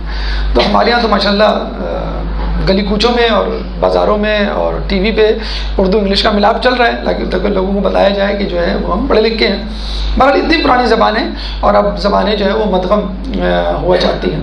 بہرحال تو اچھا، یہاں پہ ایک بات اور ذہن میں رکھیں کہ اسم اعظم کے حوالے سے آپ نے سنا ہوگا تو امام فرماتے ہیں کہ ہمارے پاس 72 اسم اعظم ہوتے ہیں. کل 73 اسم اعظم ہیں. ایک اسم اعظم اللہ نے اپنے لیے رکھا ہوا ہے خاص، ہمیں 72 اسم اعظم دیے ہوئے ہیں. ایک اسم اعظم 73 میں سے آصف برقیہ کے پاس تھا کہ جس نے تیل عرض کیا تھا اور پلک جھپکتے ہی ملکہ بلقیس کا تخت جو ہے وہ سلیمان علیہ السلام کے سامنے پیش کر دیا تھا. ایک اسم اعظم کے وسیلے سے. امام کے پاس تو 72 تھے، تو وہ 72 سے کیا کچھ نہیں کر سکتے ہوں گے، لیکن جسے کہتے ہیں نا کہ مشیت الہی، مرضی الہی کے مطابق کام کرنا، یہ امام کا جو ہے وہ وظیفہ تھا. اچھا، اب ہم لوگ بھی چاہتے ہیں کسی طرح کشف و کرامات ہمارے ہاتھ میں آ جائیں، ہم بھی کچھ کر کے دکھا دیں. 2-4 دن ہوتے نہیں ہمیں نماز شب پڑھے ہوئے اور بس ہم یہ دیکھ لیا، ہم نے وہ دیکھ لیا، اور فلاں کو ہم نے خواب میں تہس نہس تباہ برباد ہوتے ہوئے دیکھ لیا. بس اب تمہاری خیر نہیں ہے، ہم سے دعائیں کرواؤ ورنہ اس وقت تمہاری جو ہے زندگی خطرے میں ہے. تو اگر آپ کو بھی شوق ہے اسماء اعظم کو درک کرنے کا، ویسے تو ڈسکلوز نہیں کیا امام نے غالباً نہ علماء نے، لیکن علماء کا بہت زیادہ خیال ہے کہ لفظ اللہ اسم اعظم ہے. بہت زیادہ غالب امکان ہے، بلکہ روایت ہے کہ اللہ، لفظ اللہ سے اسم اعظم اتنا قریب ہے جتنی آنکھ کی سفیدی سے آنکھ کی سیاہی، اتنی قریب ہے. تو لفظ اللہ جو ہے اس کا بار بار ورد کریں تو انشاءاللہ امکان ہے کہ آپ کے اندر ایک قوت، ایک طاقت پیدا ہو جائے. اس کے بعد رب کے بارے میں کہا جاتا ہے کہ یہ اسم اعظم ہے یا اسم اعظم سے قریب ہے. اور جتنے انبیاء گزرے ہیں ان تمام انبیاء نے جب مغفرت کی دعا مانگی تو ربنا تقبل منا انکا یا ربنا لا تزغ قلوبنا بعد اذ ہدیتنا. حتیٰ کہ شیطان نے بھی جو اللہ تعالیٰ سے مہلت مانگی تھی تو رب لفظ کہہ کے اس کو پکارا تھا. تو اسے کہتے ہیں نا کہ ایک نافرمان بیٹا بھی ماں سے ضد کرے اور ماں کی تعریف کرے تو ماں اس کو وہ چیز دے دیتی ہے، حالانکہ راضی نہیں ہوتی، تو اللہ تعالیٰ وہ چیز دے دیتا ہے. تو اللہ بہت سب سے زیادہ امکان اللہ کا ہے اسم اعظم ہونے میں. اس کے بعد رب کا ہے، اس کے بعد رحمان اور رحیم. اگر آپ بسم اللہ الرحمن الرحیم پڑھ لیں تو 3 اسم اعظم آپ کے ہاتھ آ گئے اور الحمدللہ رب العالمین چوتھا. تو سورہ فاتحہ کا ورد اگر آپ جاری رکھیں، اکثر ہم دیکھتے ہیں نا کسی کو ثواب پہنچانا ہو تو ہم یہ کیوں نہیں کہتے کہ بھئی قرآن پڑھ دیں، فلاں سورہ پڑھ دیں، ایک فاتحہ پڑھ دیے گا میرے مرحوم والد کے لیے. اکثر ہم اس طرح دعا کرواتے ہیں نا لوگوں سے، یا ایک سورہ فاتحہ کا ہدیہ بس میں آپ سے طلب کرتا ہوں. تو قرآن آپ نہیں پڑھ سکتے، ایک سپارہ پڑھنے میں آپ کو آدھا گھنٹہ لگ جاتا ہے، تو قرآن پڑھنے میں جو ہے آپ کو کتنے گھنٹے لگ جائیں. لیکن سورہ فاتحہ بمشکل 2-3 منٹ جو ہے آپ کو لگیں گے بسم اللہ کے ساتھ. تو یہ خود ایک 2/3 قرآن کے برابر ہے. یہ خود جو ہے وہ ایک طرح کا خلاصہ ہے، ایک طرح کی جو ہے کتاب قرآن کی ہم اللہ کتاب جو ہے وہ قرار دی گئی ہے. بہرحال یہ اسم اعظم کے حوالے سے تھا. اس کے علاوہ امام کے سامنے ایک دفعہ مسئلہ پیش کیا گیا بادشاہ نے، کہ بلکہ نظر مانی تھی بادشاہ نے کہ اگر میں ٹھیک ہو گیا تو کثیر مال خرچ کروں گا. اب بادشاہ ہوتے تو خزانوں کے مالک ہیں لیکن ہوتے کنجوس ہیں طبیعتاً. اب وہ پریشان ہو گیا، کثیر مال کسے کہتے ہیں؟ کسی آدھی سلطنت کو تو نہیں کہتے، ایک شہر ایک ملک کو تو نہیں کہتے، پورے خزانے کو تو نہیں کہتے. تو لوگوں سے پوچھا، کسی نے جواب نہیں دیا. تو امام کے پاس گئے تو امام نے کہا کہ کثیر کا مطلب ہے 80، تم 80 درہم خیرات کر دو تو یہ تمہاری نظر پوری ہو گئی. تو لوگوں نے دلیل مانگی کہ کیا دلیل ہے؟ تو امام نے قرآن سے دلیل دی. سورہ آپ کی لقد نصرکم اللہ فی مواطن کثیرۃ یوم حنین، سورہ مجھے یاد نہیں آ رہا 25ویں آیت ہے سورہ مومنون غالباً. تو سورہ مائدہ آیت نمبر 25. تو امام نے کہا کہ لقد نصرکم اللہ فی مواطن کثیرۃ یوم حنین، کہ بے شک اللہ تعالیٰ نے تمہاری مدد کثیر مواقعوں پر اور یوم حنین کے دن کی. یعنی اللہ تعالیٰ نے یوم حنین جنگ کے موقع پر کی، اور اس کے علاوہ بھی جنگیں تھیں جس میں تمہاری مدد کی. تو امام نے بتایا اللہ تعالیٰ نے 80 جنگیں ایسی ہیں جو کفار سے مسلمان لڑے، تو اللہ تعالیٰ نے جو ہے وہ 80 موقعوں پر الہی مدد کے ذریعے مسلمانوں کو وہ جنگ جتوا دی. تو کثیر، کثرت کا جو لفظ یہاں کثیر کا لفظ استعمال ہوا ہے وہ 80 پر دلالت کرتا ہے. تو اس لیے امام نے کہا کہ میں سمجھتا ہوں کہ تمہیں 80 دینار درہم جو ہیں وہ خرچ کرنی چاہیے یا اپنی جو ہے وہ نظر پوری کرنے کے لیے دینی چاہیے. تو آپ نے دیکھا کہ یہ امام کے جو ہے وہ علمی کمالات تھے جس سے کبھی تو فائدہ اٹھایا گیا، کبھی نہیں فائدہ اٹھایا گیا. لیکن ہم پھر یہی کہیں گے کہ اس طرح امام علی کو آخری زمانے عمر میں جب کسی نے پوچھا کہ آپ کی زندگی کا بہترین یعنی بدترین ریگریٹ کیا ہے، افسوس ہوتا ہے نا زندگی کا، کوئی کہتا ہے میں ڈاکٹر بن جاتا، کوئی کہتا ہے میں انجینئر بن جاتا، کوئی کہتا ہے میں فلاں امیگریشن لے کے فلاں ملک چلا جاتا، کوئی کہتا ہے کاش فلاں سے میری شادی ہو جاتی. یہ ریگریٹس آف لائف ہے نا، تعصف. امام سے پوچھا گیا آپ کا بدترین ریگریٹ یعنی جو بڑا افسوس ہوتا ہے جس کام کے نہ ہونے کا. تو کوئی ذاتی کام نہیں گنوایا، کیا کہا کہ جتنا مجھے معلوم تھا اتنا لوگوں نے پوچھا نہیں. تو لوگ جو ہیں وہ غیر ضروری، غیر مفید اور بے تکے سوالات میں الجھ رہے ہیں. اس کے بعد جو 11 امام آئے ان کے ساتھ بھی یہ ہوا. مثلا یوں کہ سمجھنے کہ کلاس میں اسٹوڈنٹس بیٹھے ہوئے، ایک ٹیچر آتا ہے بہت قابل، جو آپ کو پڑھا لکھا کے بہت قابل بنا سکتا ہے اپنے جیسا، اپنے علم کو آپ تک منتقل کر سکتا ہے، لیکن آپ اس کو تنگ کر کے کلاس سے باہر نکال دیتے ہیں. پھر کیا ہوتا ہے؟ پھر دوسرا ٹیچر بھیجا جاتا ہے، آپ اس کو بھی تنگ کر کے باہر نکال جاتے ہیں. پھر تیسرا، پھر چوتھا، اور صرف 11 ٹیچر بھیجے جاتے ہیں آپ کے. پھر کیا ہوتا ہے؟ پرنسپل کیا کرتا ہے؟ غصے میں آ کر تم لوگوں کو کوئی ٹیچر نہیں ملے گا، خود پڑھو، خود لکھو، خود سمجھو. بس اس امت کا بھی یہی حال ہے کہ رسول کے بعد پہلے ایک استاد بھیجا، پھر دوسرا، پھر تیسرا، 11 استاد بھیجے، 11 میں سے کسی کی قدر نہیں کی، کسی سے وہ سوال نہیں پوچھے جو پوچھے جانے چاہیے. خود ہمارے چاہنے یعنی امام کے چاہنے والوں نے بھی امام کو اس طرح جسے کہتے ہیں کہ نہیں رکھا جس طرح رکھنا چاہیے، سوائے چند معدود لوگوں کے. اور ایسی ایسی روایات ہمارے سامنے آتی ہیں کہ انسان کا دل جو ہے پھٹ جاتا ہے. کہ چھٹے امام ایک دفعہ کہیں سے گزر رہے تھے تو کہا کہ ہمارے والے اتنی بھیڑوں کے برابر بھی نہیں ہیں اصلی چاہنے والے. جب امام چلے گئے تو کسی نے وہ بھیڑیں گننا شروع کی تو وہ کتنی تھیں؟ 17 بھیڑیں. امام نے کہا اتنے بھی نہیں ہیں اصلی حقیقی چاہنے والے. تو اگر امام کی قدردانی کر لیتے، امام کو وہ رتبہ دے دیتے تو ہم کہاں سے کہاں پہنچ جاتے ہیں. ہم جو ہیں بڑے مرعوب ہوتے ہیں مغرب کی زندگی سے، مغرب کے سائنسدانوں سے کہ وہ یہاں پہنچ گئے، وہ وہاں پہنچ گئے. ہمارے جو گیجٹس ہیں، ہمارا جو کیمرہ ہے، ہماری جو لائٹیں ہیں، ہمارا جو اے سی لگا ہوا ہے، وہ دیکھا جائے مغرب کا مرہون منت ہے. وہ کیوں ہے کہ ہم نے علم کی طرف توجہ نہیں دی. پہلے تو علم والے امام کی قدردانی نہیں کی، اس کے بعد علم کی قدردانی نہیں کی، یعنی دونوں چیزوں کو چھوڑ دیا. تو آپ دیکھیں صحیح راستے پہ ہونے کے باوجود سب سے زیادہ ذلیل قوم، سب سے زیادہ رسوا ہونے والی قوم، کہ جو چاہتا ہے آپ کو برا بھلا کہہ کے آگے بڑھ جاتا ہے اور آپ جو ہے وہ وہیں کے وہیں کھڑے رہتے ہیں۔ تو اگر امام کی قدردانی کرتے، امام سے وہ علم حاصل کرتے، تو امام جو ہے زمین پر بیٹھ کر مریخ کے حالات بتا دیتے، یعنی جس کا نبی دنیا میں بیٹھ کر اشارے سے چاند کو جو 2 ٹکڑے کر دے، اتنا تصرف، اتنی حاکمیت، تو وہ مریخ اور کہکشاؤں کے راستے کیوں نہیں؟ مولا کہتے تھے نا کہ میں زمین سے زیادہ آسمان کے راستوں سے واقف ہوں، لیکن ہم نے پوچھا نہیں، ہم تو اپنی بھیڑ بڑکیوں کی فکر میں تھے، ہم تو اپنے سر پہ ہونے والے بالوں کی فکر میں تھے، ہم جو ہیں وہ سوالات جن کا کوئی فائدہ نہیں ان کو حل کرنے کے چکر میں تھے، یا ذاتی مفادات میں الجھے ہوئے تھے۔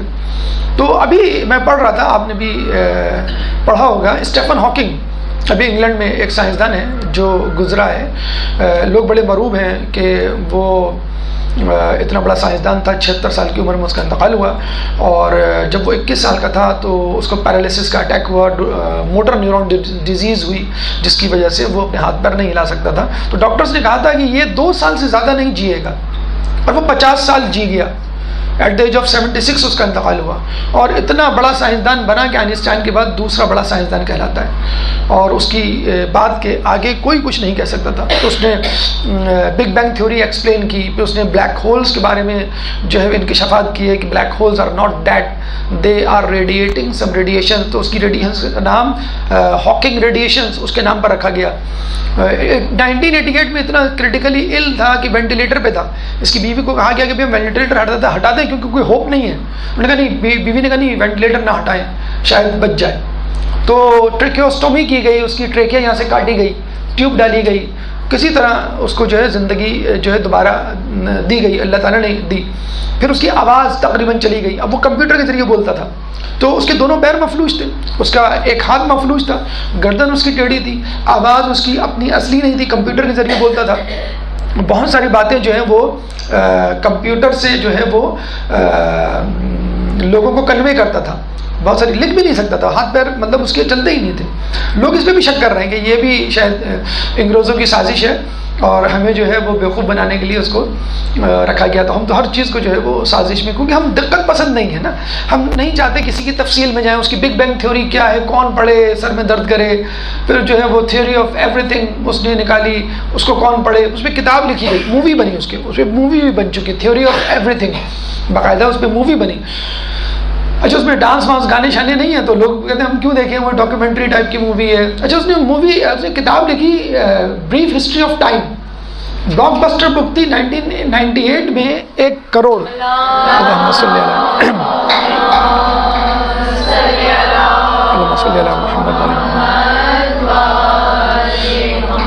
1998 میں بریف ہسٹری آف ٹائم اس نے لکھی، 1 کروڑ اس کی کاپیاں بکی تھی، 1 کروڑ۔ دنیا میں آج تک اتنی زیادہ تعداد میں کوئی کتاب سیل نہیں ہوئی، بلاک بسٹر بک تھی، 40 لینگویجز میں اس کی ٹرانسلیشن ہوئی ہے۔ آئنسٹائن کے بعد دوسرا بڑا سائنسدان تھا، لیکن بٹ ہی واز ایتھیسٹ، ملحد تھا، خدا پہ یقین نہیں رکھتا تھا۔ جسے کہتے ہیں کہ خدا جب حسن دیتا ہے نزاکت آ ہی جاتی ہے، خدا جب علم دیتا ہے تکبر آ ہی جاتا ہے۔ تو اس کے بعد جب علم آیا تو اس نے کیا کیا، اس نے کیا کہا، we can read the mind of God, اب ہم خدا کا ذہن پڑھ سکتے ہیں۔ پھر تھوڑا سا اور علم آیا تو اس نے کیا کہا، we can manage the universe without God, ہم کائنات خود چلا سکتے ہیں، خدا کی ضرورت نہیں ہے۔ بچی کہتی ہے نا جب بڑی ہو جاتی ہے، امی آپ کو کیا معلوم آج کل اسکارف کیسا چل رہا ہے، بلیک اسکارف کون پہنتا ہے آج کل، وائٹ اسکارف کون پہنتا ہے، کلرڈ اسکارف چلتے ہیں۔ امی آپ کے زمانے کا فیشن ہے، یہ مستحبات آپ اپنے پاس رکھیں۔ تو باپ کے پیر میں جب بیٹے کے پیر میں جب باپ کا جوتا آ جاتا ہے نا تو وہ کہتا ہے ابا آپ کو کیا معلوم بزنس کیسے کرتے ہیں، بزنس میں حلال حرام یہ آپ کے زمانے میں ہوتا ہوگا۔ تو اسٹیفن ہاکنگ اور اس جیسے سائنسدان بھی یہی ہیں، جب علم آ گیا اور ان کو اسباب پتہ چل گئے تو انہوں نے کیا کہا، we can read the mind of God. بالکل ایسا بچہ کالے بادل دیکھ کے کہے کہ بارش ہونے والی ہے اور بارش ہو جائے، اور بچہ کہہ دے گا میں نے خدا کا ذہن پڑھ لیا، خدا کیا چاہتا ہے۔ تو اس طرح اسٹیفن ہاکنگ نے تھوڑی سی آگے کی بات کر دی تھی، تو وہ یہ سمجھا کہ اب ہم خدا ہیں، اور خدا نہیں بھی ہیں تو we can beat the God, اب ہم خدا کو بیٹ کر سکتے ہیں۔ اگر باپ گھر میں موجود ہے کوئی بات نہیں، اب مجھے گھر کا نظام چلانا ہے، میں جو ہوں باپ کی مرضی پہ نہیں چلوں گا۔ اس بیچارے اسٹیفن ہاکنگ کے ساتھ بھی یہ ہوا، اور آخر میں اس نے یہ بھی کہا کہ جنت پہ وہ بے وقوف یقین رکھتا ہے جس کو اندھیرے سے ڈر لگتا ہو۔ تو یہ مسلمان اور یہ خدا پہ یقین رکھنے والے ہیں جنت دوزخ یہ قبر میں جانے سے ڈرتے ہیں. مجھے موت سے ڈر نہیں لگتا, بس کچھ کام ہیں جو مجھے کرنے ہیں اس لیے میں زندہ ہوں, ورنہ مجھے موت سے. تو یہ ہے وہ جرت جو لوگوں کے دلوں میں پیدا ہو جاتی ہے. لوگ کہتے ہیں باہر جاتے ہیں لوگ یا مغربی کلچر سے متاثر ہوتے ہیں تو یہ ذرا دین سے ہٹ جاتے ہیں. دین سے کیا ہٹ جاتے ہیں؟ شراب, شباب, حرام, اس کو کہتے ہیں دین سے ہٹنا. جی نہیں, دین سے ہٹنا یہ نہیں ہے. آج کل دین سے ہٹنا کیا ہے؟ ایمان خطرے میں پڑ جانا. کیا خدا ہے بھی یا نہیں؟ یہ بیوقوف بنایا جا رہا ہے ہم کو. جنت ہے بھی یا نہیں؟ ہمارے کالج کے زمانے میں ایک ہمارا دوست ہوا کرتا تھا, کہتا تھا یار ہم لوگ ایگزام سے کتنا ڈرتے ہیں. جب ایگزام ہوتا تھا یار یہ تو کچھ بھی نہیں تھا, خواہ میں ڈرا رہے تھے, ذرا قیامت بھی آئے گی کچھ بھی نہیں ہوگا. لوگ کہیں خواہ میں ڈرایا, ہم کو بیوقوف بنایا. تو یہ حل ہم شاید یہاں پہ رہتے ہوئے شاید یہ باتیں نہ کرتے ہوں یا نہ سوچتے ہوں, لیکن لٹرلی اس میں کینیڈا, یورپ, امریکہ اور جہاں جہاں یہ لیکچر جو سنا جائے گا ان کے دل سے پوچھے, وہ یہی کہہ رہے ہیں کہ ہمارے دل میں ایک دم سے خیال آتا ہے اور پھر ایک دم سے نکل جاتا ہے. ہم کالج, یونیورسٹی, آفس اور بازاروں میں گھومتے ہیں تو لگتا ہے کہ شاید خدا نہیں ہے. کہ دیکھو یہ سب لوگ تو ہیں خدا کو نہیں مانتے اور کتنی ترقی کر رہے ہیں, کتنے خوشحال ہیں. اور ہم مسلمان جو خدا کو مانتے ہیں ہم تڑپ رہے ہیں امیگریشن کے لیے, ہم تڑپ رہے ہیں امریکہ اور یورپ جانے کے لیے. کوئی گوروں کی کشتی کی ماری پہ کیوں نہیں الٹتی؟ مسلمانوں کی تھرڈ ورلڈ کنٹریز کی کشتی جو ہے وہ اٹلی اور یورپ میں جا کے الٹتی ہے. کیوں؟ یہ امیگرینٹ بننے والے تھے, امیگریشن چاہتے تھے, اپنے اپنے ملک سے آئے تھے, پاکستان سے, بنگلہ دیش سے, سری لنکا سے, انڈیا سے. تو لوگ یہی کہتے ہیں کہ اگر ہم لوگ حق پر ہیں تو ان لوگوں کو ہماری امیگریشن لینی چاہیے. اس کا مطلب وہ لوگ حق پر ہیں, باتیں تو ہم کرتے ہیں لیکن امیگریشن. تو ایمان خطرے میں ہے اس وقت جو برے حالات ہیں لوگوں کے وہ یہ ہیں کہ ایمان خطرے میں ہے کہ خدا ہے بھی کہ نہیں, آخرت ہے بھی کہ نہیں, یا امام غیبت میں ہیں تو پتہ نہیں امام غیبت میں ہیں بھی کہ نہیں. مطلب کتنے فرقے خود ہمارے اندر اس طرح بنے ہیں کہ امام زندان میں ہیں, امام موسیٰ کاظم واقفیہ فرقہ بن گیا کہ امام زندان میں ہیں اور شاید غیبت میں چلے گئے وہاں سے, اور جب وہ ظہور کریں گے تو پھر سلسلہ مزید آگے بڑھے گا. تو انہوں نے امام رضا کو 8واں امام نہیں مانا. بہت سے لوگ تھے, اس میں بیشتر وہ لوگ تھے جنہوں نے خمس کے پیسے دبا کے رکھے ہوئے تھے. امام نے ان کو خمس کے پیسے دیے تھے کہ میرا 8واں آئے گا, میرا بیٹا آئے گا, وہ تم سے خمس مانگے گا, دے دینا. تو انہوں نے کہا بھائی خمس کے پیسے جو چیز آ جائے پیسے اسپیشلی ہاتھ میں تو کون واپس لوٹاتا ہے. تو انہوں نے کہا نہیں ہم تو مانتے ہی نہیں ہیں کہ ان کا انتقال ہو گیا, وہ تو زندہ ہے. بہرحال تو مسلمانوں میں جو فرقے بنے, مغرب میں جو منحرف ہوئے اس وقت, جیسے رچرڈ ڈاکن ایک بہت بڑا ایتھیسٹ ہے, اس کی بھی کتاب ہے گاڈز ڈیلوژن, خدا کا دھوکہ. وہ بھی بلاک بسٹر بک تھی اپنے زمانے میں, امیزون میں سب سے زیادہ بکی ہے. شاید امیزون میں یہ گاڈز ڈیلوژن سب سے زیادہ فروخت ہوئی ہے. اس کے بعد یہ بریف ہسٹری آف ٹائم سب سے زیادہ جسے کہتے ہیں فروخت ہوئی ہے. اب یہاں پر آدمی یہ سوچتا ہے اتنے بڑے انٹلیکچوئلز ہیں, اتنے بڑے دانشور ہیں, اتنے بڑے وہ ہیں, تو یہ کیسے منحرف ہو سکتے ہیں اور یہ کیسے غلط کہہ سکتے ہیں؟ دیکھیں کسی کے علم سے استفادہ کرنا ایک اور بات ہے, لیکن کسی کو رول ماڈل بنانا, کسی کو ہیرو بنانا اور اس کے پیچھے چل پڑنا اور اس کے اعتقاد کو اپنا عقیدہ بنا لینا وہ ایک اور بات ہے. حکمت مومن کی گمشدہ میراث ہے, اس کو حاصل کرو چاہے منافق کے سینے سے لینی پڑے. مولا علی کا قول ہے. پھر یہ بھی کہا کہ حکمت مچھلی کی طرح ہوتی ہے کہ جس طرح مچھلی پانی میں جب تک نہیں چلی جاتی قرار نہیں پاتی, علم جب تک مومن کے سینے میں نہیں آ جاتا قرار نہیں پاتا. تو ہم یہ نہیں کہہ رہے کہ آپ بگ بینگ تھیوری نہ پڑھیں, رچرڈ یہ اسٹیفن ہاکنگ کو نہ پڑھیں, آپ پڑھیں اور کاسمولوجی یا فزکس کے جو بھی تھیوریز اور وہ پیش کیے اس نظریات اس کو حاصل کریں, لیکن کسی نظریے کو, کسی علم کو حاصل کر کے یہ کہنا کہ بس اب میں ہی عقل کل ہوں, نہ کوئی امام نہ کوئی نبی بلکہ نہ کوئی خدا, تو یہ انسان کو منحرف کر دیتا ہے. جہاں تک علم کی بات ہے تو سب سے زیادہ علم تو شیطان کو تھا. منحرفین میں سے سب سے زیادہ علم تو شیطان کو تھا, لیکن وہ اسی زعم میں مبتلا ہو گیا کہ میں زیادہ افضل ہوں آدم سے. تو بس یہ اور اس قسم کے سائنسدان اسی زعم میں مبتلا ہو جاتے ہیں. تو ہم مثال دیں گے شداد کی. ایسا کیوں ہوتا ہے؟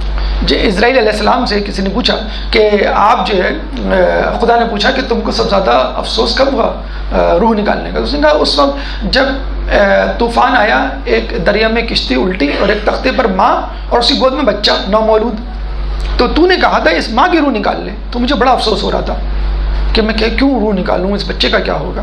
کہ اچھا دوسری مرتبہ کب افسوس ہوا؟ کہ دوسری مرتبہ اس وقت افسوس ہوا جب شداد اپنی جنت دیکھنے جا رہا تھا اور اس کا ایک پاؤں گھوڑے کی عیال میں تھا اور دوسرا پاؤں ہوا میں تھا اور وہ دروازے پر تھا. داخل ہوا ہی چاہتا تھا جنت میں، اپنی جنت کو دیکھنے کے لیے، تو اپنی جنت کو نہ دیکھ سکا۔ اس نے لوگوں سے پوچھا خدا تمہیں کیا دے گا؟ لوگوں نے کہا جنت۔ جنت کیسی ہوتی ہے؟ سونے کے گھر ہوں گے، چاندی کے جو ہے درخت ہوں گے، اور دودھ کی نہریں، شہد کی نہریں۔ اس نے کہا میں بنواتا ہوں۔ تو اس نے اتنی بڑی جنت بنوائی۔ تو اسرائیل علیہ السلام کو افسوس ہوا کہ وہ بیچارہ کافر تو تھا، کم از کم دیکھ ہی لیتا۔ تو اللہ نے کہا یہ وہی بچہ تھا جس کی ماں کی روح تم نے نکالی تھی، یعنی میں نے اس کو عزت دی، میں نے اس کی زندگی بچائی، نہ صرف زندگی بچائی، دولت اور حکومت سے نوازا۔ یہ وہی اسٹیفن ہاکنگ تھا کہ اس کو اللہ تعالیٰ نے 21 سال کی عمر میں، جب ڈاکٹروں نے کہہ دیا تھا کہ 2 سال جیے گا، 50 سال کی عمر دی، 76، اور ایک عام آدمی نہیں، دنیا کا سب سے بڑا انٹلیکچوئل، سب سے بڑا سائنسدان بنایا۔ اور وہ دعویٰ کرنے لگا we can read the mind of God, we can manage the universe without God. اور پیراڈائز پہ وہ یقین رکھتے ہیں کہ جن کو اندھیرے سے ڈر لگتا ہو۔ یہ وہ شخص تھا جس کو اللہ تعالیٰ نے عزت دیا، علم دیا، اور خدا کا مذاق اڑاتے ہوئے دنیا سے رخصت ہوا، یہ کہتے ہوئے دیر از نو گاڈ۔ لکھا ہوا آپ نے دیکھا ہوگا پوسٹ پہ اور انٹرنیٹ پہ، دیر از نو گاڈ۔ اسٹیفن ہاکنگ 2016 اب آتا ہے لکھا ہوا دیر از نو اسٹیفن ہاکنگ گاڈ 2018۔ وہ بات اسٹیفن ہاکنگ نے کی تھی، یہ بات خدا کر رہا ہے۔ اس نے کہا تھا خدا نہیں ہے، اب خدا کہہ رہا ہے اسٹیفن نہیں ہے۔ تو کہنے کا مقصد یہ ہے کہ علم ہمارے ائمہ کے پاس بھی تھا، اس سے زیادہ تھا۔ ہمیں جو کیوریوسٹی بھیجی ہوئی ہے، کتنے سال سے، 4 سال ہو گئے اس کو، جو مریخ پہ، تو وہ 4 سال تک وہاں پہ رہے گی اور وہ اس کی فوٹو کھینچ کے بھیجے گی۔ اگر مولا کو موقع دے دیتے، مولا آپ بتائیں مریخ پر کیا ہے؟ پانی ڈھونڈ رہے ہیں نا، پانی مل جائے تو وہاں پہ سکون اختیار کر لیں۔ مولا آپ بتائیں کہ پانی ہے کہ، تو مولا بتا دیتے، مولا جانے کا بھی راستہ بتا دیتے۔ جب مولا خود یہ کہہ رہے ہیں تو کوئی مذاق میں کوئی تمہیدی، کوئی تمثیلی انداز تھوڑی ہے نا کہ میں آسمانوں کے راستوں کو زمین کے راستوں سے زیادہ جانتا ہوں، حقیقی انداز ہے۔ لیکن ہم نے کبھی استفادہ کرنے کی کوشش ہی نہیں کی۔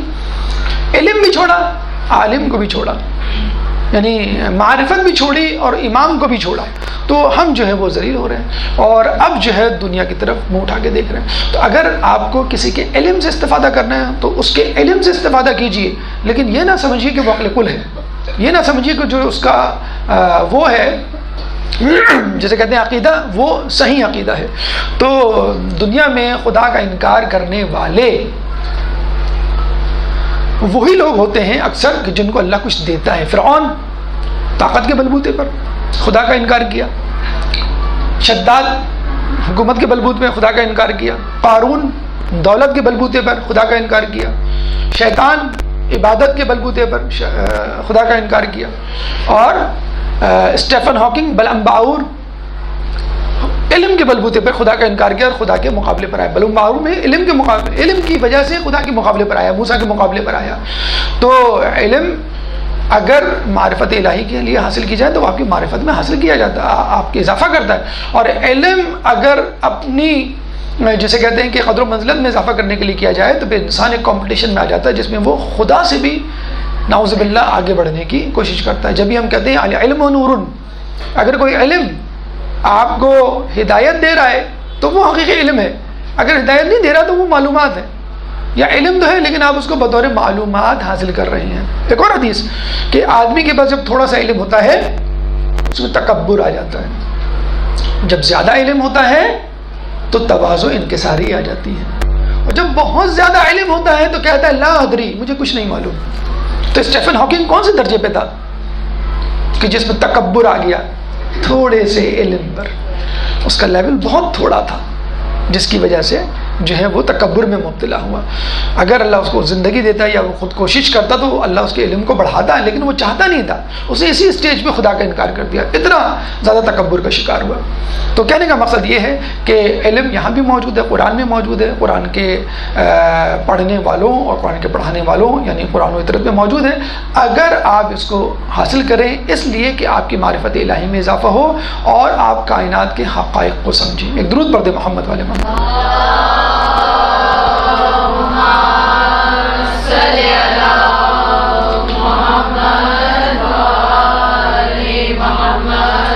دیکھیے دنیا میں 2 قسم کے لوگ ہوتے ہیں، ایک عوام الناس، ایک خواص الناس، ایک عام لوگ، ایک خاص لوگ۔ عوام الناس معجزات سے متاثر ہوتے ہیں اور خواص الناس علم سے متاثر ہوتے ہیں۔ رسول اللہ کی زندگی میں بھی ہمیں یہی ملتا ہے کہ کہ رسول اللہ نے علم کا بھی مظاہرہ کیا اور معجزات کا بھی. 4000 سے زائد رسول اللہ کی معجزات ہم کو ملتے ہیں.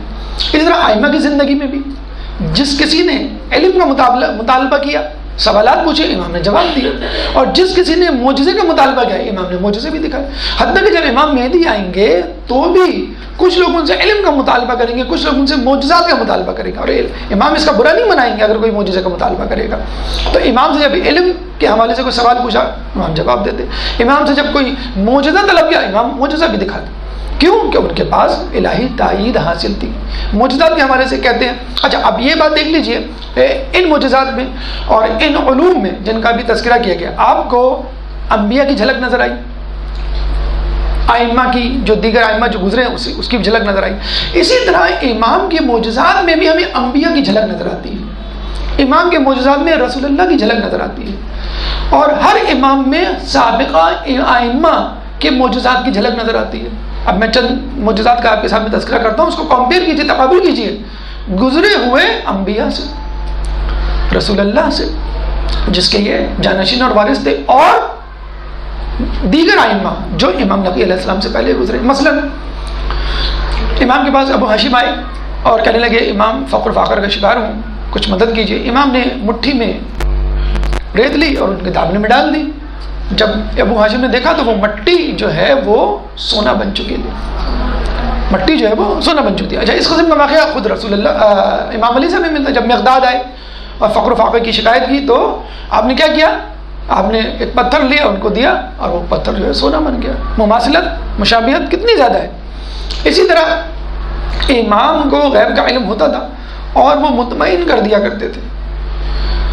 یونس نقاش ایک پڑوسی تھا ان کا، اور نگینے پہ کندہ کاری کیا کرتا، لکھا کرتا تھا. تو رئیس نے کہا کہ بھئی یہ ہیرا ہے اور اس پہ کچھ لکھ دو. کچھ روایتوں میں ہے کہ 2 بیٹوں کے درمیان مسئلہ ہو گیا، 2 کنیزوں کے درمیان. تو جو ہے وہ یونس نقاش جب لے کے گیا تو وہ نگینہ اس کے ہاتھ سے گر کے 2 حصوں میں تقسیم ہو گیا. اور وہ امام کے پاس بھاگے بھاگے آئے، کہنے لگے بادشاہ نے جو ہے مجھے ایک ہیرا دیا تھا، اس پہ کچھ لکھنا تھا نگینہ، اور وہ ٹوٹ گیا، 2 حصوں میں تقسیم ہو گیا. امام نے کہا فکر نہ کرو، کچھ نہیں ہوگا. تو بادشاہ وقت نے بلایا، پھر امام کے پاس بھی بھاگتے ہوئے کہنے لگے تم جاؤ، جو وہ کہے خاموشی سے سن کے آ جانا. تو یہ گئے تو بادشاہ نے کہا کہ تم کو میں نے ہیرا دیا تھا. کہنے لگے تمہارا کام ہو گیا؟ کہنے لگے نہیں، ابھی ہو رہا ہے، نامکمل ہے کام. تو بادشاہ نے کہا کہ میرے دونوں بیٹوں یا دونوں کنیزوں کے درمیان جھگڑا ہو گیا ہے، تم ایسا کرو اس نگینے کو 2 حصوں میں تقسیم کر دو اور دونوں میں الگ الگ نام لکھ کے لے آؤ. تو اس نے کہا ٹھیک ہے، میں انشاءاللہ کچھ دنوں میں لکھ کے لے آؤں گا. تو امام نے جو علم غیب، یہ کیا تھا؟ امام کا علم غیب. اگر وہ فرض کر لیں گھبراہٹ میں اس کا اظہار کر دیتا تو بادشاہ کی سزا کا جو ہے وہ نشانہ بنتا. اچھا، اسی درود پڑھ دیں محمد علی محمد اللہ صلی اللہ علیہ.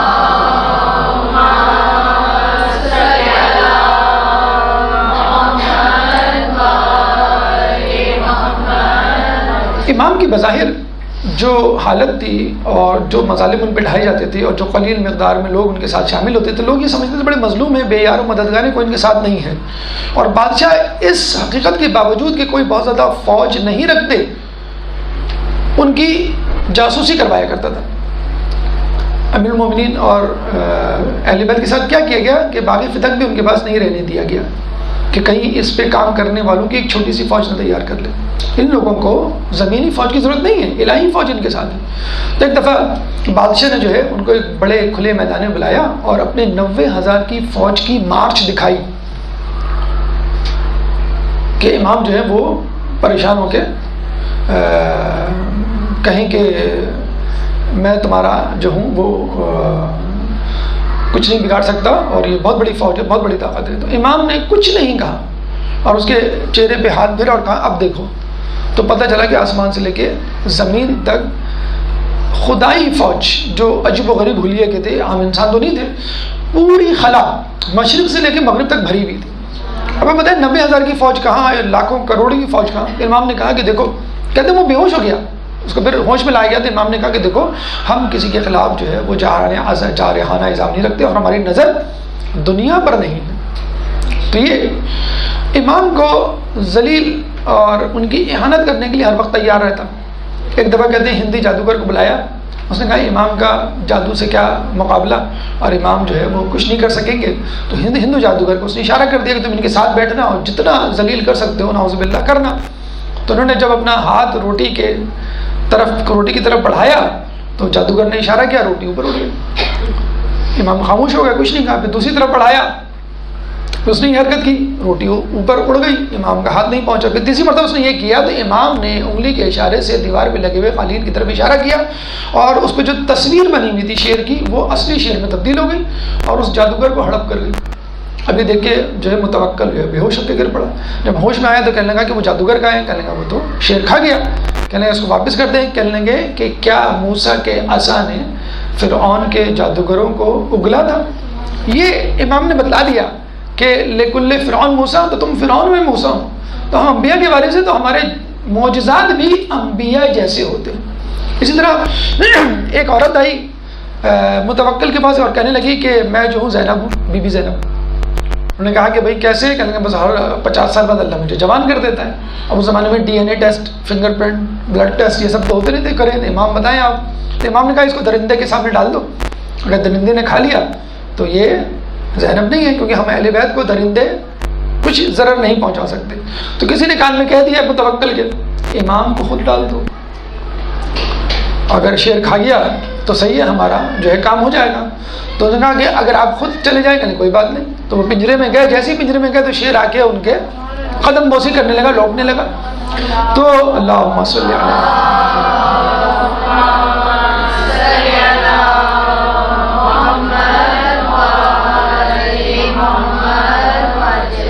امام بتانا چاہ رہے تھے کہ حیوان حتیٰ کہ درندوں کو بھی ہماری معرفت ہے. اگر معرفت نہیں تو تجھ جیسے شقی القلب جسے کہتے ہیں کہ انسان کو نہیں. اچھا، امام کا مسئلہ یہ تھا کہ وہ دینی مسائل بھی حل کرتے، خاندانی جھگڑے ان کو بھی نمٹاتے، بادشاہ کے مسائل کو. اور پھر یوں سمجھ لیے وہ جیسے کمپنی کا باس ہوتا ہے نا، اس کا بھی کردار ادا کرتے تھے. کوئی قرض لینا ہو کسی کو وہ امام کے پاس آ جاتا تھا، امام کو کچھ پیسے چاہیے، یہ بھی مسئلہ حل کرو. یہ بھی امام کے، اگر نہ کریں تو بھی آپ امام نہیں ہیں، کوئی مجھے صحیح مسئلہ حل کر دیں. تو ایک دفعہ ایک شخص آیا، لیکن آپ دیکھیں امام کے مسئلے حل کرنے کا انداز اور اس سے نکلنے والے پیغامات. امام کے پاس آیا اور کہنے لگا کہ مجھے کچھ پیسے چاہیے، میں کوفے کے رہنے والا ہوں اور آپ کے جد کا جو ہے وہ چاہنے والا ہوں. تو امام نے کہا کہ ٹھیک ہے، میں تمہیں دینے کے لیے تیار ہوں، لیکن میں ایک رقعہ لکھتا ہوں اور یہ لکھتا ہوں کہ میں تمہیں کچھ پیسے دوں گا، یہ رقعہ تم فلاں جگہ پہ لانا جب میں فلاں لوگوں کے ساتھ بیٹھا ہوا ہوں. تو اس نے وہ رقعہ، وہ پرچی اپنے پاس رکھ لی. جب وہ گیا تو بہت سارے لوگ بیٹھے ہوئے تھے اور امام ان کے درمیان براجمان تھے. اس نے کہا کہ یا امام، آپ کے ذمے میرے اوپر کچھ پیسے ہیں، یعنی آپ کو کچھ پیسے مجھے دینے ہیں. امام نے ثبوت مانگا، اس نے وہ پرچی نکال کے دے دی کہ یہ آپ کی پرچی، آپ کی تحریر ہے. امام نے کہا ہاں. امام شرمندہ ہوئے لوگوں کے سامنے، مطلب وہ حقیقی شرمندہ تو نہیں ہوئے لیکن لوگوں کو بتانا مقصود تھا. تو امام نے کہا کہ ہاں میرے ذمے پیسے ہیں، مجھے تمہیں دینے ہیں، لیکن میرے پاس ابھی ہے نہیں، میں کچھ دنوں کے بعد دے سکتا ہوں. اچھا، متوکل اور جس طرح مامون، معتصم، یہ سب کس طرح کے لوگ تھے؟ یہ چاہتے تھے کہ دشمنی بھی کریں اور امام پر اکرام احسان بھی کریں، تاکہ امام جو ہے احسان تلے دب جائیں. دوسری طرف ہم لوگوں کو بتا سکیں کہ بھئی امام پر احسان کرنے والے لوگ ان کو قتل کیسے کر سکتے ہیں. تو متوکل کو جب پتہ چلا تو متوکل نے 30,000 درہم اس شخص کو پہنچائے، کیونکہ پبلک ہو گئی تھی بات، لوگوں کو پتہ چل گیا تھا. تو اب آپ یہ دیکھیے کہ امام نے نمبر 1 متوکل کی اس سازش سے فائدہ اٹھایا جو امام کے لیے اس نے بچھایا تھا.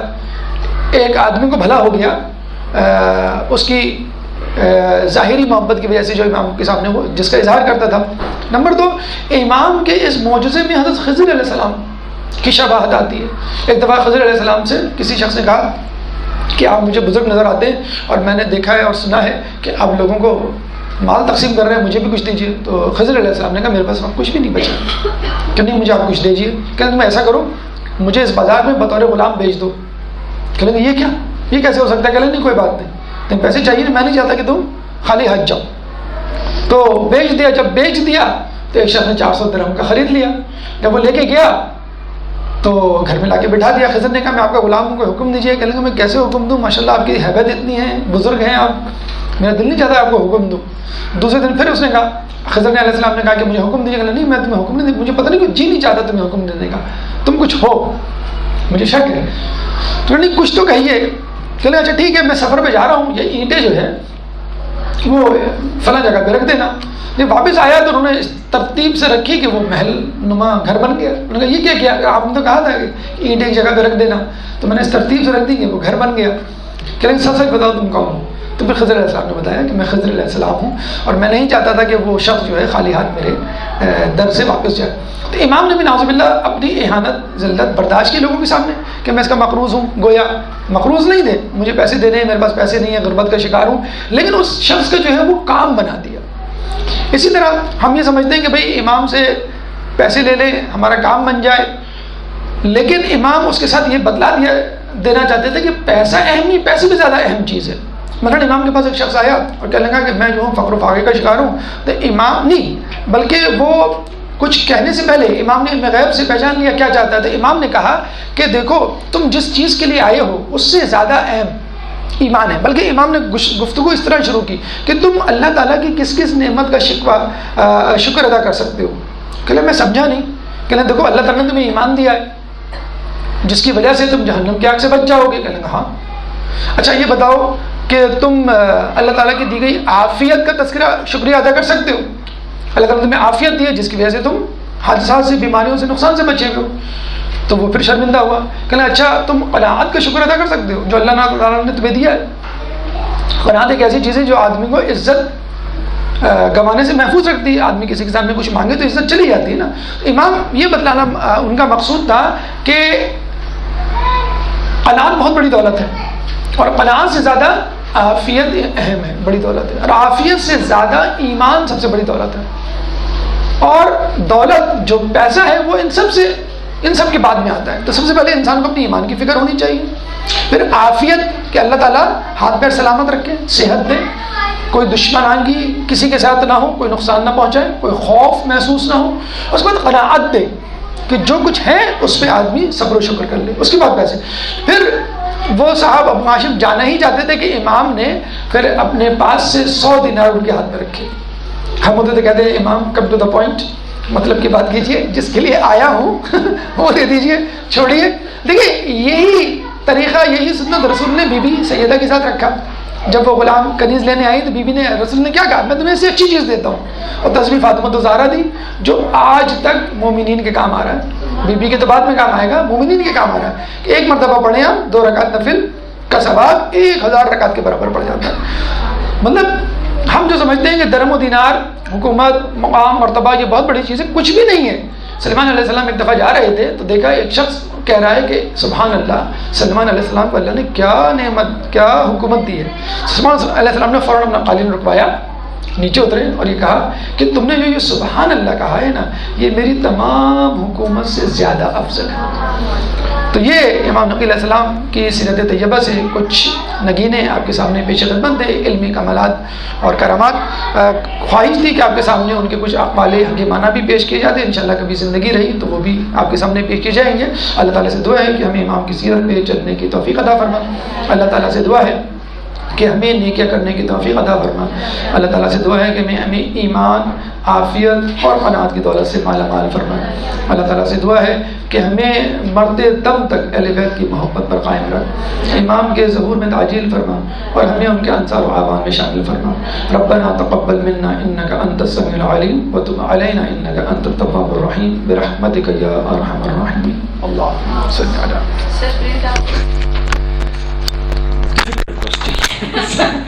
پرنٹ آؤٹ ایسا مل گیا. آپ لوگ انتظار میں تھے پرنٹ آؤٹ میں؟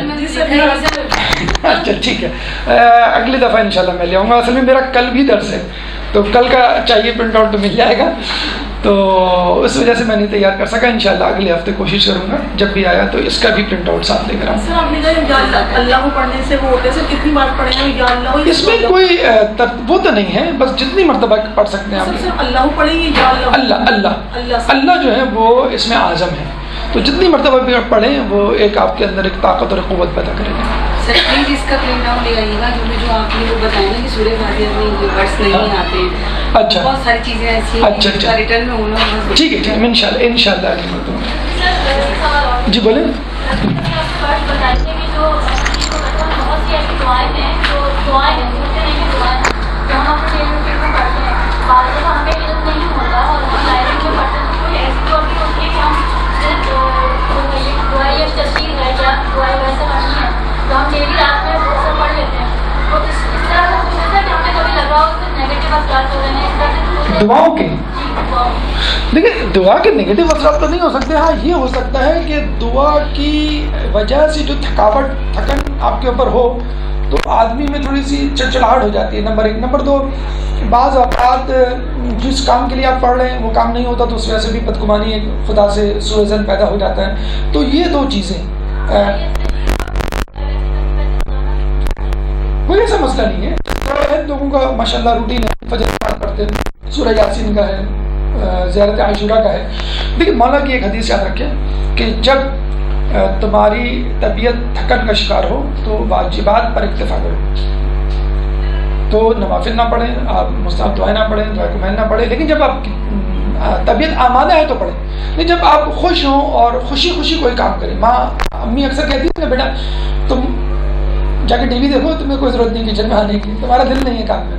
یا بچے کو کہتے ہیں کہ تم جو ہے وہ ابھی نہ پڑھو, تم پہلے PSL دیکھ لو, آخری اوور ہے, اس کے بعد پڑھ لینا. تو بہتر یہی ہوتا ہے کہ آپ بند کر دیں, نہ پڑھیں, بجائے اس کے کہ آپ زبردستی جسے کہتے ہیں نا دعا یا کوئی دعا لے کے پڑھ رہے ہیں, کب ختم ہوگی, پیش گر رہے ہیں. بہتر ہے آپ کہ آپ نہ پڑھیں. اس میں اللہ کوئی برا نہیں منائے گا کیونکہ یہ مستحب عمل ہے. ہاں واجب عمل آپ کو کرنا ہے تو اس کو روک دیں, ایک آدھ دن 2 دن, پھر آپ کو خود طلب ہوگی. جس طرح ہم کھانا کھاتے ہیں پیٹ بھر جاتا ہے تو ہم روک دیتے ہیں. تو 5ویں امام کہتے ہیں کہ بہترین عمل وہ ہے جو قلیل ہو طویل المدت ہو. کبھی بھی کسی ایسے کام کو نہ اٹھائیں کہ میں روزانہ سورہ بقرہ پڑھوں گی. تو ظاہر سی بات ہے کیسے پڑھیں گے آپ. سورہ یاسین چلیں ٹھیک ہے 5-10 منٹ کی آپ پڑھ لیں, ہمیشہ چھوٹا کام ہو. کبھی یہ نہ کہیں کہ عموماً ہم اس لیے پڑھ رہے ہوتے ہیں نعوذ باللہ بعض اوقات یہ ذہن میں آ جاتا ہے کہ ہم لوگوں کو بتائیں, یا اپنے اندر بھی ایک آدمی تکبر غرور کر رہا ہوتا ہے کہ میں یہ پڑھ رہا ہوں, روزانہ پڑھ رہا ہوں, لوگوں کو بتائے بغیر. یہ بھی ایک تکبر, اس کو ہم کہتے ہیں حجب کہتے ہیں, اپنی عبادت پہ گھمنڈ, لوگوں کے سامنے نہیں خود اپنے طور پہ. تو نہ کریں, کوئی ایسا مذائقہ نہیں ہے. اگر آپ کو تھکن ایسا چڑچڑاہٹ ہو رہی ہے یا غلط قسم کے خیالات آ رہے ہیں کہ اللہ نے ابھی تک میری نہیں سنی, گیپ دے کے دوبارہ اس کو شروع کر دیں.